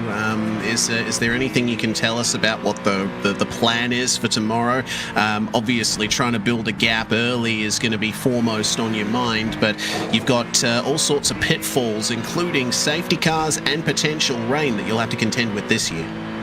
Yeah, I mean, we'll just drive it, I guess, see what happens. Try and do the same as last year, just drive and bring it home, hopefully. Yeah, that's pretty much it. It's a lot more chill than a top 10 lap, so shouldn't have to be worrying too much, hopefully. All right, well, we send our congratulations to you once again, Dylan. Pole position is yours and Eclipse Sim Sports for the Bathurst 12-hour for 2025. Thanks, bud. Well, cheers, mate. No worries. We'll let Dylan Burst go and celebrate with his team as the conclusion of his lap replay is upon us. And man, I'm just hyped for the race tomorrow, David. It's going to be massive. This is one of the highlights of the calendar year, and I'm so glad that we get it a mere 6-7 weeks into the year. Yeah, Dylan Burst was about 2 seconds away from calling you champ there, I reckon. But yeah, it sets us up delightfully for tomorrow's race. Set your alarm clocks. I'm going to have to. You might have to. We all might have to, because there's so much more to happen in the race. We know there's going to be big swings in the weather from the early morning through the day into the afternoon. Weather a possibility as well. Don't forget those GT4 cars. We haven't seen them for an hour and a half, but there'll be 15 of them, and Veteran Gaming Australia Green, they are going to be on pole for that class as well, because we go multi-class racing, another thing that could shake up the potential order. Qualifying well is great. It was super exciting to see, but what it sets us up for is an incredibly skillful, multifaceted race tomorrow, where every team is going to have to rely on all of their drivers and their ability to adjust to unknown and unpredictable circumstances. You absolutely nailed it, David. Took the words out of my mouth. I don't know if you have anything different to add, Scott? No, I mean, there is. I think the biggest thing is that this is one of the bigger races in terms of management tomorrow. Sure, GT3s have got a lot of grip, a bit more than a supercar, particularly the latest Gen 3 car, but you've also got to manage the tyre. You can't overcook the tyre in the middle of the day. Remember that the GT3 cars, you can change a few different bits and pieces. When you go onto a wet tyre, might want to boost that tyre pressure a little bit just to balance out the early running on the tyre. If it's exceptionally wet, you might bring that tyre pressure up as well, again, to give you a more consistent tyre. Then there's wing settings. Then there's anti-roll bar settings that can be adjusted through the pit stop. What happens when a safety car comes 10 laps into a pit stop and rain's in the offering? Do you elect to put wet tyres on? The permutations of what can happen during this race tomorrow are far more than we've ever had in the history of this event. I don't think people are estimating the difference that rain has on this race. Yeah, indeed. You need to keep that in mind. Watch the skies tomorrow, for rain may very well come. Make sure to be there at 8:45 a.m. Australian Eastern Daylight Time. We'll be here on SimSpeed TV to take you through the OSR Bathurst 12 Hour of 2025. Big thanks to Watercraft Performance and Sudspeed for the support of this event. Don't forget to bin the blade for Balin. We are supporting the Balin Stewart Foundation for this race, and we will see you in about 12 hours time, actually, for the Bathurst 12 Hour. I'm Reese Gardner, David Haynes and Scott Rankin alongside me in the commentary box, and Daniel Yeaman pressing all the buttons behind the scenes. We're SimSpeed TV. We'll see you tomorrow. Racing isn't easy, but experiencing it is. iRacing puts you in the driver's seat with the industry's leading sim racing game. Drive on laser scan replicas of the greatest racing circuits from around the world. Go head-to-head against other drivers chosen by skill-based matchmaking to ensure competitive racing at every level. Compete across all your favorite series. In officially licensed cars, engineered to deliver the most accurate driving experience possible.